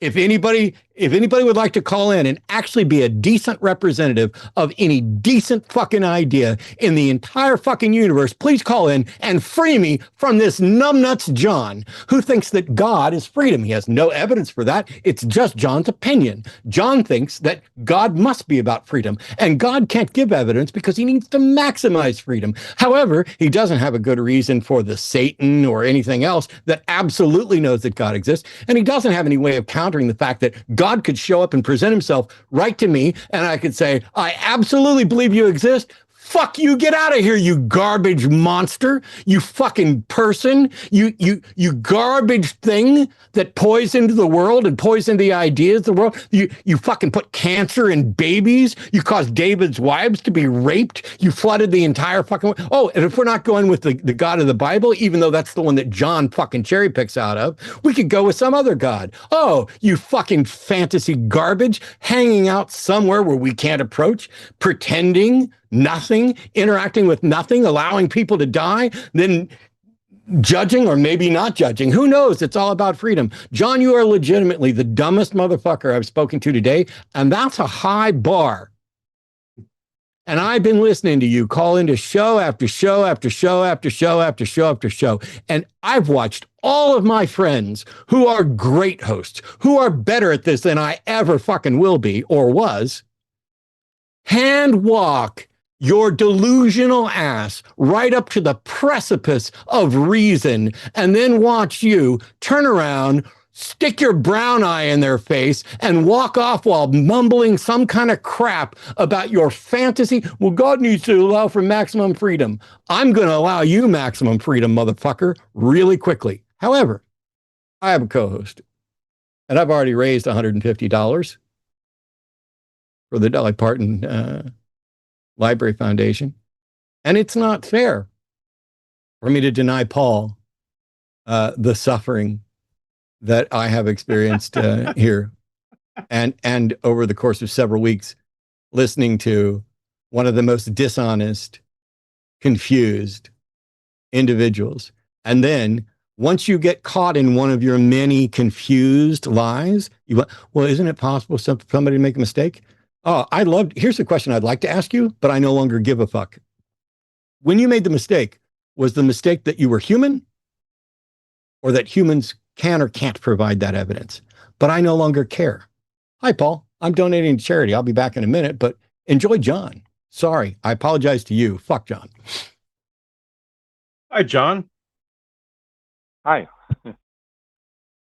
So, John, you asked if the supernatural can be, you inferred or asked, I forget how it went, it was a while ago, that the supernatural can only be determined or detected by the supernatural. Is that roughly where you left off? Yes. All right. So my question before we move on from that is, does the supernatural interact with the natural? And if not, why should I care? And if yes, then absolutely evidence is possible. So which of those two things is it? Does the supernatural interact with the natural or not? Yes, it can. Okay, so then you would agree that the supernatural obviously must leave fingerprints, or at least effects. There's cause and effect, so they leave effects in some way that can be studied in the material realm, right? Yes. So therefore, your disclaimer that only the supernatural can detect the supernatural isn't super relevant to this conversation. I didn't catch that last part. You must have cut out. You said it's not relevant, or it is relevant? That's fair. Yeah, it seems irrelevant. And actually technically false. That you said that only the supernatural can detect the supernatural. Correct. But you also said that because it interacts with the natural, that we should be able to see its fingerprints. You were talking about, I think it was you. He was talking about black holes and things like that. Anyway, so it's not true that only the supernatural can detect the supernatural. I said the supernatural is the only source to give the supernatural. So, like, if in other words, when you guys are asking for evidence from me being a human being, I'm not supernatural, so I can't give you supernatural evidence. I can't we're not form a weird. You understand? Cloud. We're not talking. We're not asking for supernatural evidence. We are not asking for natural evidence, because I can't detect supernatural evidence, as you so you've already pointed out. That contradicts. We're asking for no, it doesn't, because we're asking for normal evidence, like natural evidence for the supernatural, because the supernatural interacts with the natural. No, if God right now, God is supernatural. Yes, but let's say God flicked his finger and my neighbor's house went away. That would be a supernatural agent acting in a way that is naturally observable, right? In that scenario? Yes, but from him, he's supernatural, not me. That's the point I'm understood, making. So it's correct. But I don't care about that point. My point, what I care about is, can a person who exists naturally see where the supernatural has interacted with the natural in your worldview? Yes, but only personally. That's why science cannot find God, and will never find God. Fair enough. I do think that if God flicked my neighbor's house away, I do think that everyone on the block would be able to go say, hey, a house just got flicked away. But you're talking about, so you have personal experiences, and you seem to agree with the idea that personal experience is non-transferable, right? Yes. Okay, fair enough. So you're not attempting to convince us via your. I'm still dumbfounded as to why you called, but you're not attempting to convince us. Fair enough. No. The question I would have is, how did you distinguish between someone supernaturally revealing things to you and you being mistaken? How did you, a natural being, make that distinction? Because of the numerous amounts. So in other words, if it only happened... a quantity. Yes. Yeah. Okay. So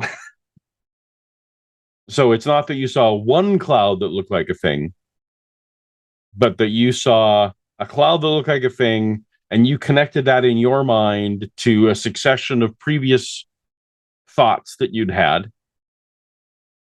Over 20 years, correct. Over 20 years. Have there been humans in existence who have been mistaken over decades about anything? It's possible, sure.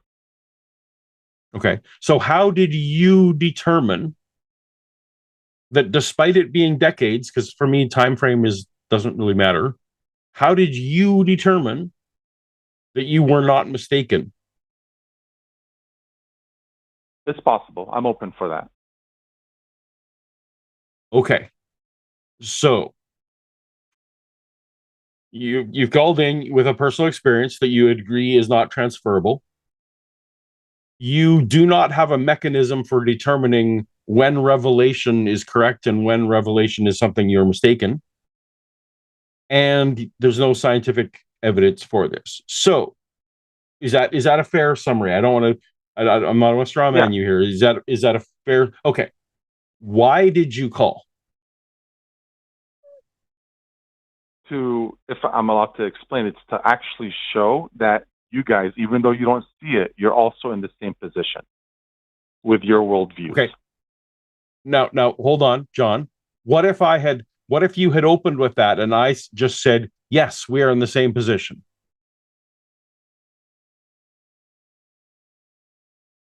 Yeah, then we'd be in agreement. Okay.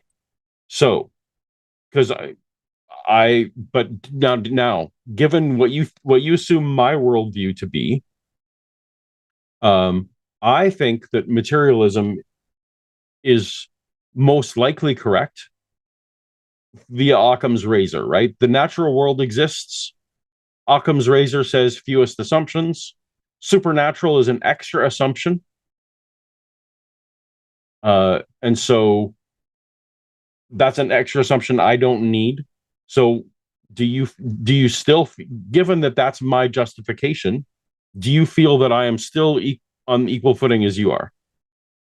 No, and I think this is the key right here. If I'm allowed to, it won't even take me that long. Matt never really gave me the chance. That's why I want to start where on a common. Don't mention my fucking name ever again, John. You don't need to fucking mention my name. Is that clear? Yes. Keep my name out of your fucking mouth. Got it? Yes. All right, and we do have theist calls, so I want to get to them before they hang up. So please just get to this and forget that Matt's ever here talking to me. Quick. Do it fast. Sure, I'll be super quick. Do we agree that between these two statements, Abraham Lincoln used to exist, that's historical evidence, versus Abraham Lincoln flew around like a bird, that's something, an extraordinary claim. So historical evidence could never, we can say historical evidence can prove Abraham Lincoln existed, or even, it's still not provable in like that way, but we can never really prove that Abraham Lincoln flew around like a bird. So in other words, I agree, extraordinary claims require extraordinary evidence. No. Well, how does this connect, John? Because you got to be quick. You're not making a connection quickly. Okay, so all I was going to say from this is from the point of view of theists, because you know how like Jesus walking on water is a supernatural claim versus just a human being existing is not a supernatural claim. So Jesus existing in history is something we could debate and accept, but it's not hard to believe. But him walking on water and rising from the dead, that's hard to believe. All you're saying is that some things are supernatural and some things aren't, which fair. Correct. If the supernatural exists, that's sure. So I'm going to get right to the point. From the theist point of view, this is where theists, I think, miss the boat between theists and atheists. From theist point of view, when macroevolution is offered to us, you guys have to understand that we're starting from a single-celled organism all the way to complex life. And that is an extraordinary claim, not met with sufficient evidence. It's the same thing. We all have beliefs. So in other words, that's not a point. Evolution. John, that's not a point. There are many, many theists who completely believe everything about evolution that I believe. Many. And they would be biologists. Fair, but you did not connect. You are not making any connection from what you said to whatever this new point is. So because of that, I'm going to have to let you go because I do not want these other theists to drop. Thank you for the chat. I think we both came to agree that there was not much point in you calling in. So maybe have a point. All right. Thank you. Have a good night. Thank you. Bye-bye.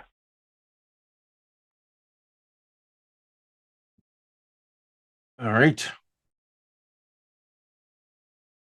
Did it drop? Oh, there we go. Okay. So John's a big old liar, who, as acknowledged, does not think that he can demonstrate things. Instead, he's doing what so many other apologists try to do. John wants to pretend that because there's no solution to the problem of hard solipsism and because there's no solution to the problem of induction, that all claims, his bullshit cloud drawing supernatural claim or his claim that anything supernatural exists, is on the same footing as this is a cell phone, or evolution by means of natural selection is the currently best supported model that underpins all of biology and medicine and makes testable predictions, not just Tiktaalik, but everything about that, and is rooted in chemistry and physics, none of which are remotely even in the same ballpark as his supernatural claims and God claims. But John doesn't care about reality. John believes there's a God that cares about and wants to maximize freedom. He didn't say that in this call, but that's his shtick. And then he wants to pretend, because he knows he can't demonstrate evidence for his claim, that his claim is now on equal footing to everything else by actually calling into question the reliability of anything that we know anywhere within reality. This is the grand lie that John and a number of other apologists do. By the way, John's not that much different from the people who call in asking for a grounding for logic or a grounding for morality or a grounding for reality. They're all assuming that there is a grounding and that they have found it. And none of them are able to demonstrate either that there is or could be or should be a grounding, or that they have found it. And so in much the same way that Christian apologists, and Paul and I are probably going to talk about this quite a bit coming up soon, have stopped actually offering evidence-based arguments. They've lost. It is embarrassing. This is why so many of the apologists are going after Muslims and ex-Muslims, because if they can get the people who are gullible enough to believe that there is a God, and people who haven't been exposed to skepticism and science sufficiently to reach good conclusions and care about evidence, then all of a sudden they can win people over. That's why they don't engage with the skeptics. That's why they don't engage with the multiple PhDs that we have here on the show. There are some that try. There are some that try, and yet all of them crash and burn. Somebody please explain to me how it can be the case that not one theist has been able to demonstrate a scientific justification for their supernatural claims, or, oh, well, you can't. Now, first of all, John also has made a number of category errors, but as Paul was trying to point out, when we're asking, can the supernatural interact with the natural in a detectable way, that makes the claim testable. And if he's like, oh, you can only get supernatural evidence from the supernatural, prove it. How did you reach that conclusion? How did you determine that the only way to get evidence for the supernatural is from the supernatural? Because that's a claim about the supernatural as well. Where did you get that evidence from to support that? John is a confused train wreck of epic proportions. And every time somebody points out a problem with his model, he just changes the model. Or when he gets pushed back far enough, he can engage in what about him? What aboutism? Or the two-coquet fallacy, which is you do it too. No, we don't, John. My positions and science is the most consistently reliable method of coming up with accurate models of reality that aren't truth and aren't perfect and aren't absolute, and we don't understand everything. But please stop lying about science and pretending that science is on just as flimsy ass ground as your cloud drawings. You look stupid. All right, here we go. Probably the final call of today, but Taylor is an atheist from Texas, pronouns are he, him. And Taylor wants to say that God is great because it's a commonly held belief. Taylor, you don't believe in God. True. So God can't be great, because if God isn't, then God isn't great. Yeah. I do want to say, based on my reasoning, it will ultimately end up at a more deeper conclusion, which is much more valuable. I can't hear you. No, it can't. Can't. Taylor, you don't believe there is a God, right? True. Semantically speaking. Something that does not exist cannot be great, right? I don't believe in existence, but great. I don't know. Why should I talk to you? Because I believe in existence, and I'm asking questions about existence. And if you don't believe in existence, then it should be justified under your model for me to say you don't exist, right? Existence is energy. I'm sorry, Taylor. I thought you said you didn't believe in existence. Are you saying you don't believe in energy? I believe in energy, which is a spectrum Well, if of you said, material. I'm sorry, let me explain something very simple here. It's a transitive property. If A equals B and B equals C, then A equals C. If existence equals energy and energy exists, or sorry, if you believe in energy, sorry, and energy equals existence, then you must believe in existence. But you said you didn't believe in existence. Wow, I got that completely wrong. So, do you understand your fallacy? Well, duality. I'm sorry. Do you understand your fallacy? It's not a fallacy because I'm sorry. Do duality you leads clear? to. Okay, then the answer is no. You don't understand your fallacy. So you said you don't believe in existence, correct? Well, that boils down to logic. I'm sorry. So logic I'm sorry. turns I'm to asking very rationalism. simple. I'm asking very simple questions. I've already crashed out twice, and I did it intentionally. I'm not going to do it again. I'm not going to put up with bullshit. I'm going to call you out on it. You said you do not believe in existence, correct? Yes, I said that. Okay. Is that accurate? Well, there's further details. Is that accurate? Quote, unquote. Is it true? Correct. Is it true that you do not believe in existence? Yes or no? Correct. Okay. But you said existence is energy, right? Yes. Okay. And you said you do believe in energy, right? Yes. Okay. If existence is energy, then you cannot believe in energy and not believe in existence. That is a logically contradictory position. Do you understand that? And that's where it goes deeper because the word logic. Do you understand entails, that? I'm sorry. Do you understand that? I'm paraphrasing you with the word logic. I don't need you to because that's paraphrase. Listen to me, you little shit. Do you understand it? Yes or no? Don't do ad hominems. That's a debate. You're Taylor, violating the debate. Taylor, this isn't a debate. You're not ready for a debate. This is just me schooling you, and ad hominems are fallacies if you use them to dismiss what the other person is saying. Saying that somebody's a little shit as an ad hominem attack isn't fallacious and has nothing to do with logic. If you knew anything about logic, you would have already answered that you understood your fallacy, and you wouldn't be whining like a little bitch about getting called a little shit.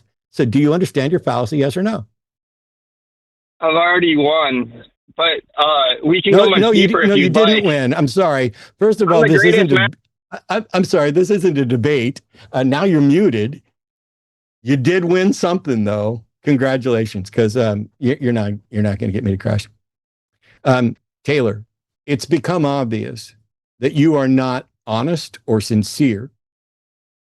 You've had 5 total calls. Last time you opposed gender affirming care in general. I tried to teach you the basics of logic right here because it is absolutely a contradiction. And I heard you. Don't get me wrong. I heard you, despite the fact that nobody should hear you, because you're like, it goes deeper than that. I'm sorry. Let me ask you a different question. I'm going to unmute you. Let me see how this question goes.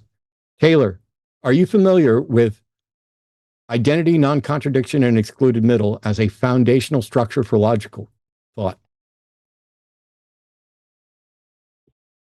Can we break that down? Identity, non.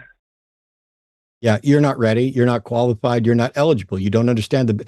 Do you believe that logic is inviolable? Or sorry, inviolate. Logic is a tool. I'm sorry. Do you believe that logic is inviolate? Inviolate? The color? Yes. No, dumbass. Inviolate, incapable of being violated, that logic is always reliable. No. You're not ready. Okay. Then we have nothing to talk about because you cannot reason unless you begin with the assumption that logic cannot be violated. Otherwise, you can just throw logic out the window whenever you want, which is exactly what you tried to do when I pointed out your logical fallacy. So the truth, I'm still talking. I'm still talking, Taylor. Don't interrupt me. It won't go well for you. This is why you did not acknowledge that you understood your fallacy and why you immediately tried to suggest that it goes deeper than logic. You have nothing beyond reason to reason with.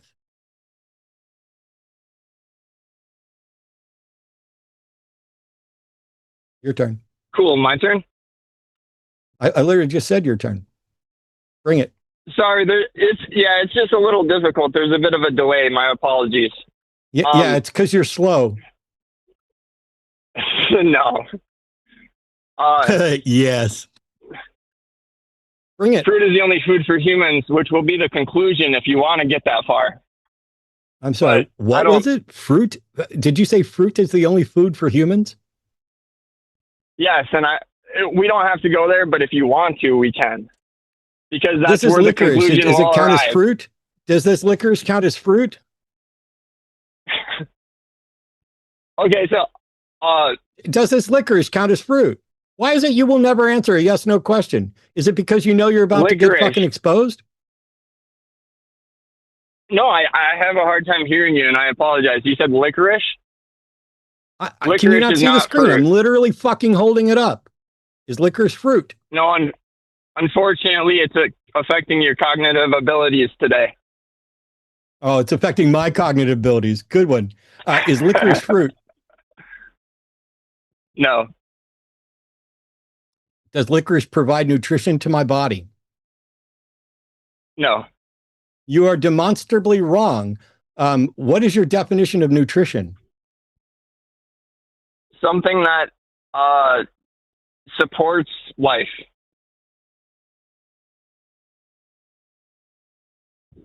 Something that supports life. Crudely speaking. What's the scientific definition of licorice? Or of nutrition?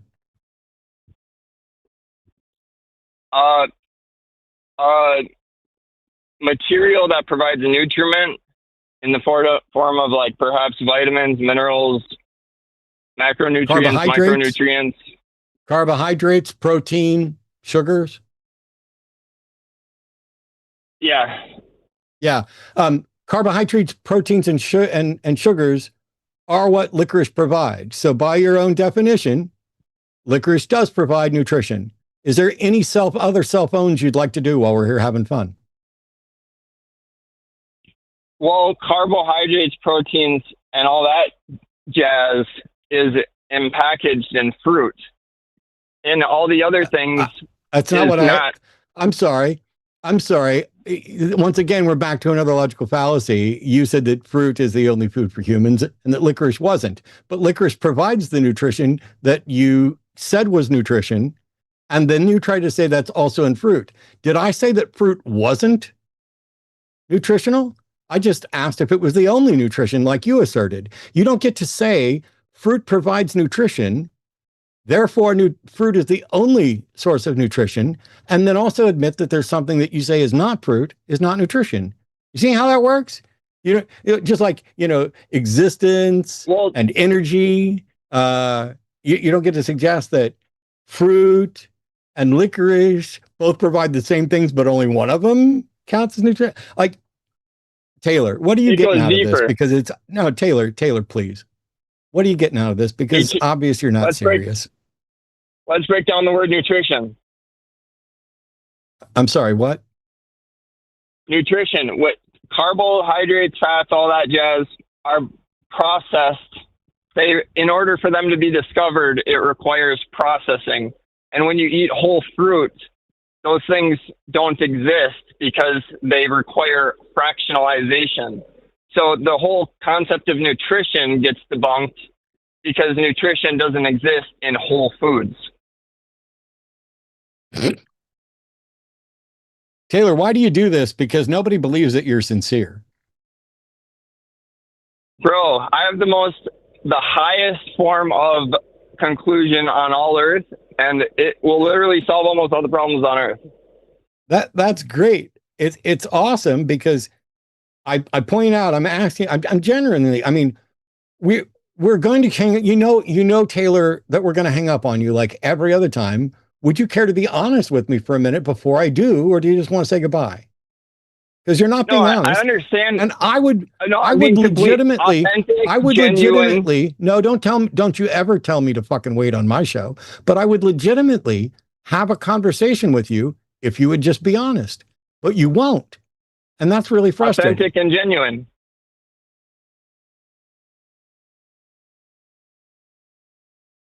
Taylor, why are you doing this? The purpose of life is Okay, you're muted now. Nobody can hear you. And I'm going to keep unmuting you multiple times.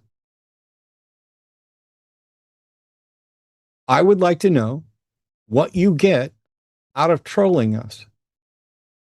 And you're going to answer that question specifically, or I will ban your number, which I've already taken down. You will have to get a whole new phone before you can call in again. And I will see. I don't want to add extra work for the editors. It's possible that we could bat you around like a chew toy and get some clicks and revenue out of you. So maybe I shouldn't ban you, and maybe I shouldn't delete you from the show. But just genuinely, here's how this is going to go. I love Paul. One of my favorite people. I love that he's smiling at this. But Taylor, let's be honest. Every single one of us knows that you're full of shit. When you, I have the greatest blah, blah, blah, and all the, why didn't you just put on a fake Trump voice for it? That sort of, grandiose bracket. When you do that in response, so here's the thing. You say you're an atheist. You're trying to make a case for God that is beyond absurd. Like, it's so absurd, it can't even upset me. I can't get upset about it. It's just sad. You might as well be saying Fergal, Burgle, Manergal, Burgle, Baba Booey. And that's just silly. So here's how this is going to go. Either when I take you off mute, you can say, I'd like to tell you why I troll, and then tell me. Or I'll give you one other option, which is, I'm an atheist. You can say, I'm an atheist, and here's a position I legitimately disagree with you on, and we can discuss that. Other than that, we're looking for people who disagree and want to defend a position. We're not looking for trolls. So either, just to be clear, there's two options. Here, I'll put it over my head. How you doing, Paul? I've been better. I'm smiling, but I've been better. Okay. So here we go. I'm going to put this over my head. And those are the two questions. Why troll? What do we disagree on? Those are your only options. If attempts to answer any other questions issue forth from your maw, if you try to deflect, or if you try to deflect after pretending that you're going to answer one of those, I will in fact ban your number. And I really hate to do that, because I'm hoping that one of these days you'll stop being a little shit and actually engage honestly. Because so far you haven't. And the closest you came was being a transphobic bigot. So here we go. Those are the two questions. Either why troll or what do we disagree on? Your turn, Taylor. Prove that I'm wrong.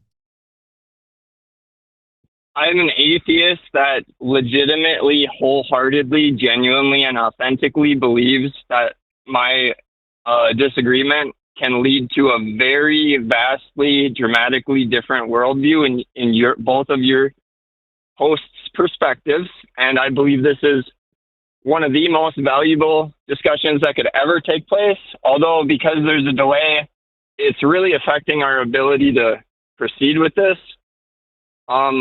I should probably call back later, but we could go down multiple. You're not going to be avenues allowed here. to call back later, Taylor. Taylor, you're not going to be allowed to call back later. So you said that you're an atheist who sincerely disagrees, but you did not say what we disagree on. Trolling could be one. Okay, Taylor, I'm going to ban you. Go fuck yourself. Hey, debate. Nope, I banned you. I literally clicked the button that says ban caller. Now, what I will do is I have the little number thing down here. Let me get the number saved. So Paul, was he gonna advocate for trolling? Is that what was Yes. gonna happen? Yeah. All right. It's just so Well, sad. I mean, he can have his own show where they have trolls. No, he can't. If he wants. No, I mean, but it's just I do not see value in trolling. I think there's enough people out there who honestly believe this stuff, who want to defend it, that we don't need people who don't believe this stuff being a mockery. I think that helps absolutely no one. But if Taylor wants to have Taylor on the Trolls show and he thinks that would help society, great. He mentioned that he had knowledge that was going to be the greatest knowledge or be the biggest benefit of society that's ever existed. I feel like if I had something even remotely like that, I would not call any internet shows about it. I feel like there's other better ways to use the greatest discovery of humanity's existence. But that's just me. Sorry, I had to school somebody in chat. Hey, we have one more caller, and I cannot not take this caller. One of the greatest people on the planet who we both adore, Shannon Q. What's up? Hey, how are you guys doing? You could definitely have not taken this call. It's totally fine. I've been listening to the entire show. And I'm so sorry. I mostly just called to see how much more money I could get you to donate to Dolly Parton's charity because she's an icon and I think that deserves all the money possible. You're not going to set me off. I'm scared of you. I don't know, maybe. Everybody should. I'm terrifying. I just got back from the soccer game and my knee's blown out, but I was listening to the entire show and I heard, I don't know if it was the first call, like the secular spirituality call that you took early on. Yeah. And the fact that that's starting to happen is like disconcerting to me. There's very few things that I feel the need to interject myself in, but this is one of those things. And also I want to be kind of kept in check and get your opinion, both of you. And I think it's valuable to do it in a public forum, especially when these types of calls are happening here. So what I wanted to talk about is kind of how to contend with that. And I can start by telling you the reasons I feel so strongly about it. I believe that curating an environment where we normalize this sort of ambiguous, like spiritualistic, woo-woo-y type space without clear definitions and confines create an environment where vulnerable communities can be exploited, especially when they're coming out of a high control religion or even really any religion. They're looking to religion or spiritual practice or rituals for the same things that mental health assistance or therapy or really like evidence interventions would be beneficial. And it also cultivates an environment where people could position themselves as gurus, or where people, and this is the thing that maybe is the most concerning to me, and it might sound odd, and I want your opinions, where people who absolutely have the best of intentions, the best, really want to help, really feel like they're going to do good work, really feel like their ideal or understanding of this sort of ambiguous woo-woo-y type stuff and how it interacts with people's mental health and how it interacts with people's well-being, that's like they've got kind of a beat on it and they can help curate their navigation through still maintaining the good aspects of it or whatever, blah, blah, blah, blah, blah, where they may not even realize it, but are possibly doing harm because they're not actually educated, nor do they understand the impacts of mental health conditions. I'm somebody who has a high degree of education in psychology and would never position myself as like a mental health professional or somebody who could give that kind of advice, and always make sure that I give caveats to that degree. But in this space, it seems because there's ambiguity and because mental health isn't something that people completely and fully understand, and because it gives that wiggle room, there's that room to operate. And I've a vast degree of concerns about that, not just because of its truth or falsity, but because of the potential damage. And like, I don't know how to deal with that, especially when people are well-meaning, because I don't want to be perceived as combative. Like you mentioned, Britt, and I can absolutely say and put up my hand and say, I'm the one who reported her to recovering from religion. Yeah. She knows that. It's on record. Not because I think she was trying to do harm, but like, I just don't know what to do. So I want advice, because I think that people. Hello? You went quiet right after you said you want advice. So you might need to tap your phone and wake it up.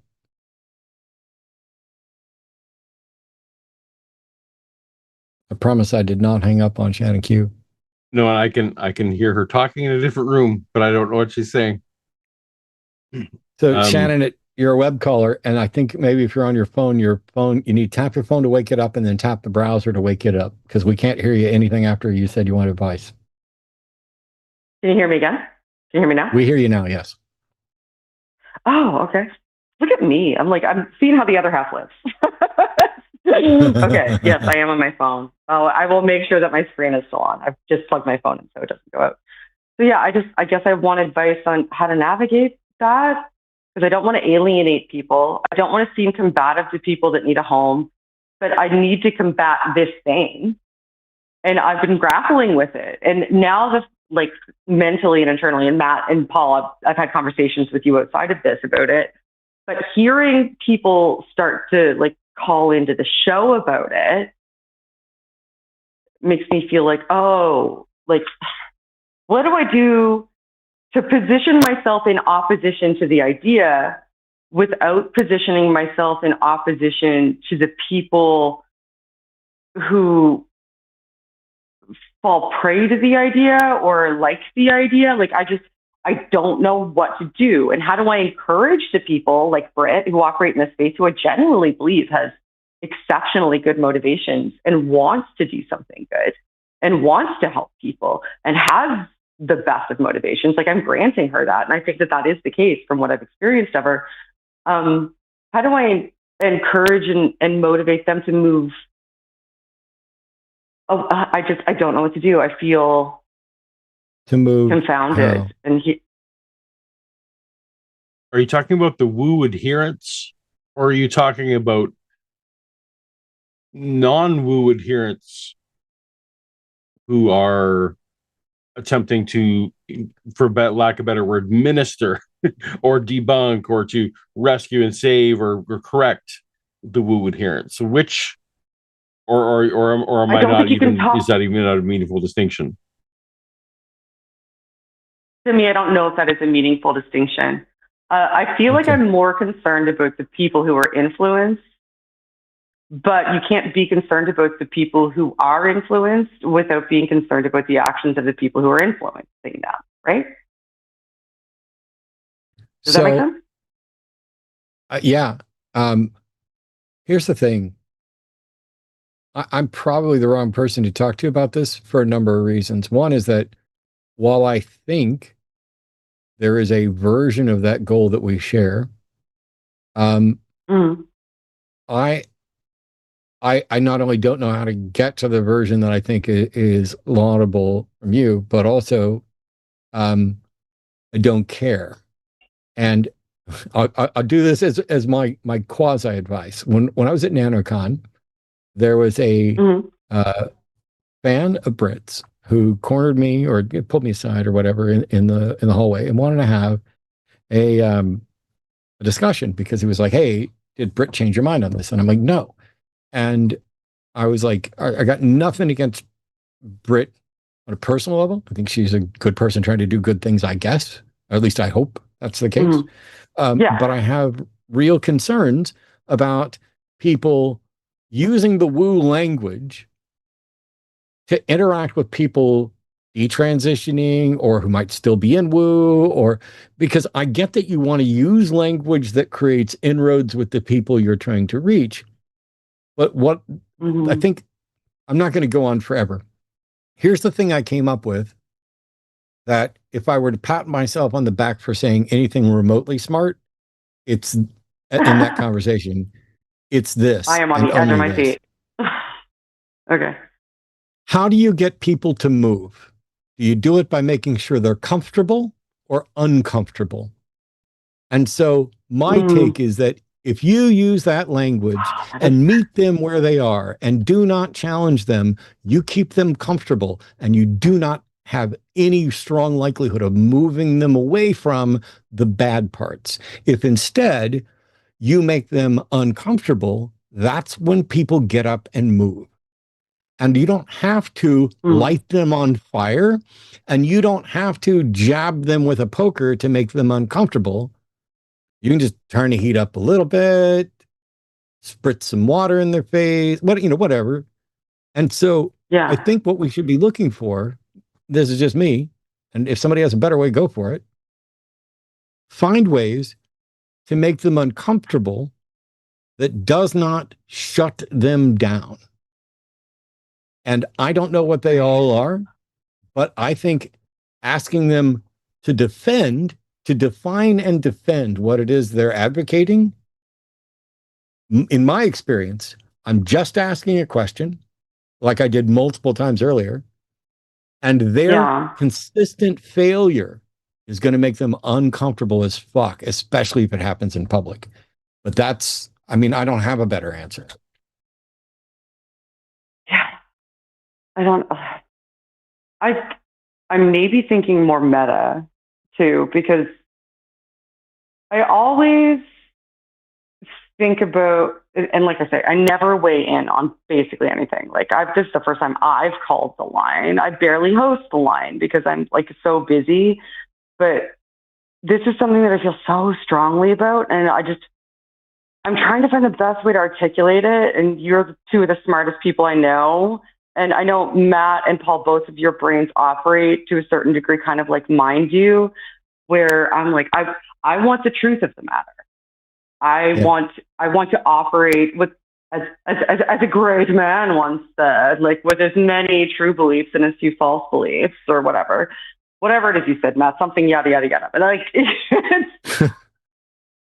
I'm seeing people come out of this faith, whatever faith.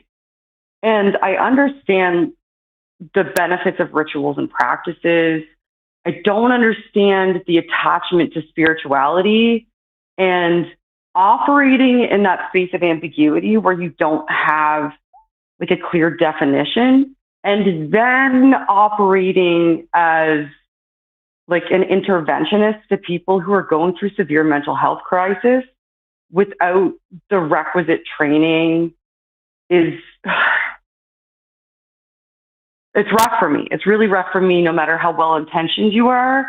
And also the fact that people that come out, are in that vulnerable space, it's easy to adopt that because it's more comfortable than just fully breaking. because you Yeah. get to hold on still. You get to find a way to hold on still to the things about it that give you comfort, and but not hold on to the truth of it without understanding why those things fully give you, like, like, why does spirituality need to play into it? And like, the whole thing is frustrating to me, because I'm like, oh, you're on the precipice, but also like, you're still in the exploitation space. You're still in, like, it's a gradient, right? And there's a high exploitation zone right in the middle of that gradient of deconversion. And you're still in that high exploitation zone, but it's comfortable, so you like it. And I want to get you out of it. But there's people saying, but isn't it comfortable and doesn't it feel good? But you're still in the high exploitation space. Even if that person is not exploiting you, somebody else easily fucking could. And that person doesn't seem to care. Like, it's upsetting to me. And I think it's important because I care about people being okay more than anything. And this is a high risk situation to me. I don't know. That's why I call.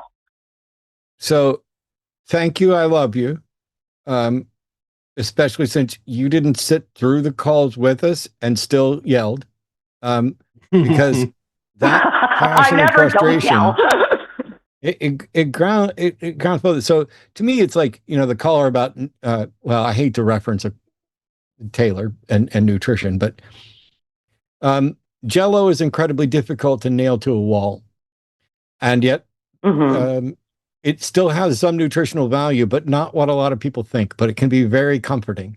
There's a lot of food that is comforting to me that is bad for me as a diabetic and somebody with coronary disease. There's a lot of food I really like that tastes good, that does provide me nutrition, and yet is actually bad for me. The problem is, I don't know everything about the nutrition, but I can generally explain what's wrong with it. And if I know that something's bad for me, but I do it anyway, how much harder is it to get people to stop doing something that they do not know is bad for them? What can the harm be? I'm believing something, it makes me feel good.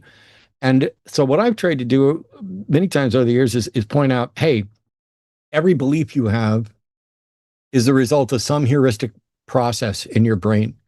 And if that process can lead you to something that isn't true, that may not be immediately obviously harmful, what keeps it from leading you to something that isn't true, that is harmful, or even something that is true, that's harmful? If your process is unreliable, then you should at least be saying, I don't know that this is actually good for me. I think there's the old quote, the fact that a drunk person is happier than a sober person isn't a testament for alcohol. I'm sure that I've never done meth or heroin or difficult drugs like that. I'm sure those people feel great for a while, but the thing is, we already know that if you can't even define what you mean by spirituality, then what's happening is worse. You're running around using, Paul and I are using the same word. We think we mean the same thing by it. We talk about it in roundabout ways. But at the end of the day, if Paul's talking about Marvel Comics and I'm talking about the MCU, and we don't ever make that distinction, we're talking past each other. And if we were like, oh, I hate what they did with Jean Grey's sister, and we're talking about two different... That's a deep cut. And we're talking about two different things. So the bigger thing is that, yes, we definitely need to get into definitions. I think it's fine to meet people where they are for the purpose of saying, okay, explain this to me. Because if this is a good thing, why wouldn't you want me to understand it and share it? Do you not care about me enough to want me to understand it and share it? Because I can tell you this. Here, let me put my Jesus hat back on. The most important job that I had as a Christian was to be a conduit, the best conduit I could be for the Holy Spirit, to be able to witness to people so that they could have the hope and promise of eternal life that I had. And I think it was Penn Jillette who pointed out that what kind of an asshole do you have to be to not care about somebody's eternal soul if you think it's real, to do what you can to help them. And I'm like, okay, if there's something to spirituality, you should want to understand it and well enough to explain it to the people you care about. Does Brit not love me enough to come up with a viable definition and show me what the good is? Because I see the good in some of what she's doing. I just don't see what the justification is for the label. This was kind of the discussion we had. Not to keep picking on Brit. I don't have, my issue isn't so much with Brit as the label itself, but it's right. Me too. It's like a popular understanding, I think, right? Like, because most people are familiar with her, and but like, it's more like a rhetorical. Like, I don't know what the best rhetorical strategy or approach is, because I feel as though there's a segment of people who are deconverting who are just about to walk out the door and they're stuck in the middle of the door, if you know what I mean. And if we say, hey, you can take another step, they're like, well, why? What? I like this building. Yeah. I'm not in the building anymore. I'm no longer in the building. I'm in the doorway of the building. Didn't you want me to leave the building? See, I'm in the doorway. I'm not inside with everybody else. And I'm like, oh, no, like, I'm not trying to be combative with you. I'm trying to demonstrate to you that the vulnerabilities that allowed you to be exploited before are still available. They're just not available to that group because you don't believe what they're saying. They're available to another group, and it's even a broader group now. Yep. Now it's anybody with any woo-woo shit to say that might make you comfortable in the doorway. And they've been, and by the way, doorway is a great example, because during a tornado, we used to get told to either hide under a desk or get in a doorway, because the door frame, if everything fell down around you, the door frame would be one of the sturdier places because of the header and everything else. Yeah, lots of tornadoes sucked you out of it into the sky. Yeah, not only are they comfortable there, but they're also, they think they're in the safe spot. They think they're out. So, yeah.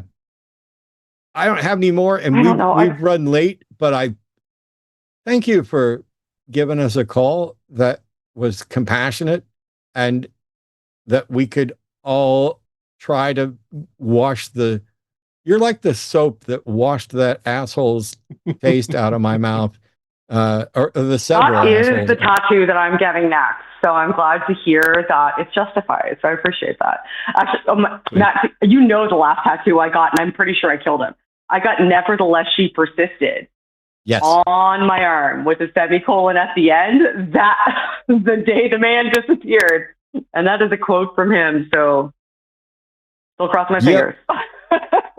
Anyway, that's my next tattoo. I'm the soap that washes the assholes clean. Anyway, good talk. Sorry.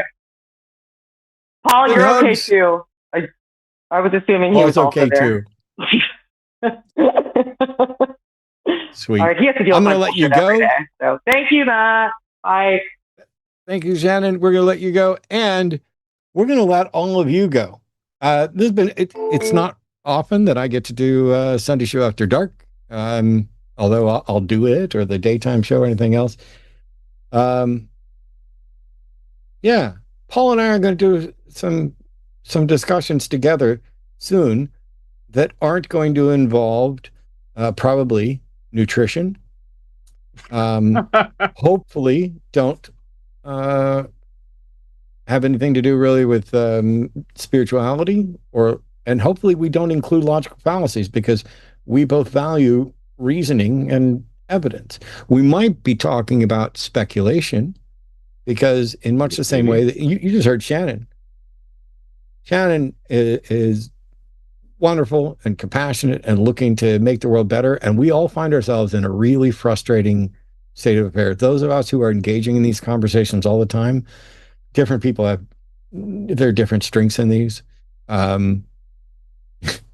Joe Vaughn's better than anybody I've ever seen it not actually losing his shit, except maybe Paul. I don't know if I've ever seen Paul lose his shit.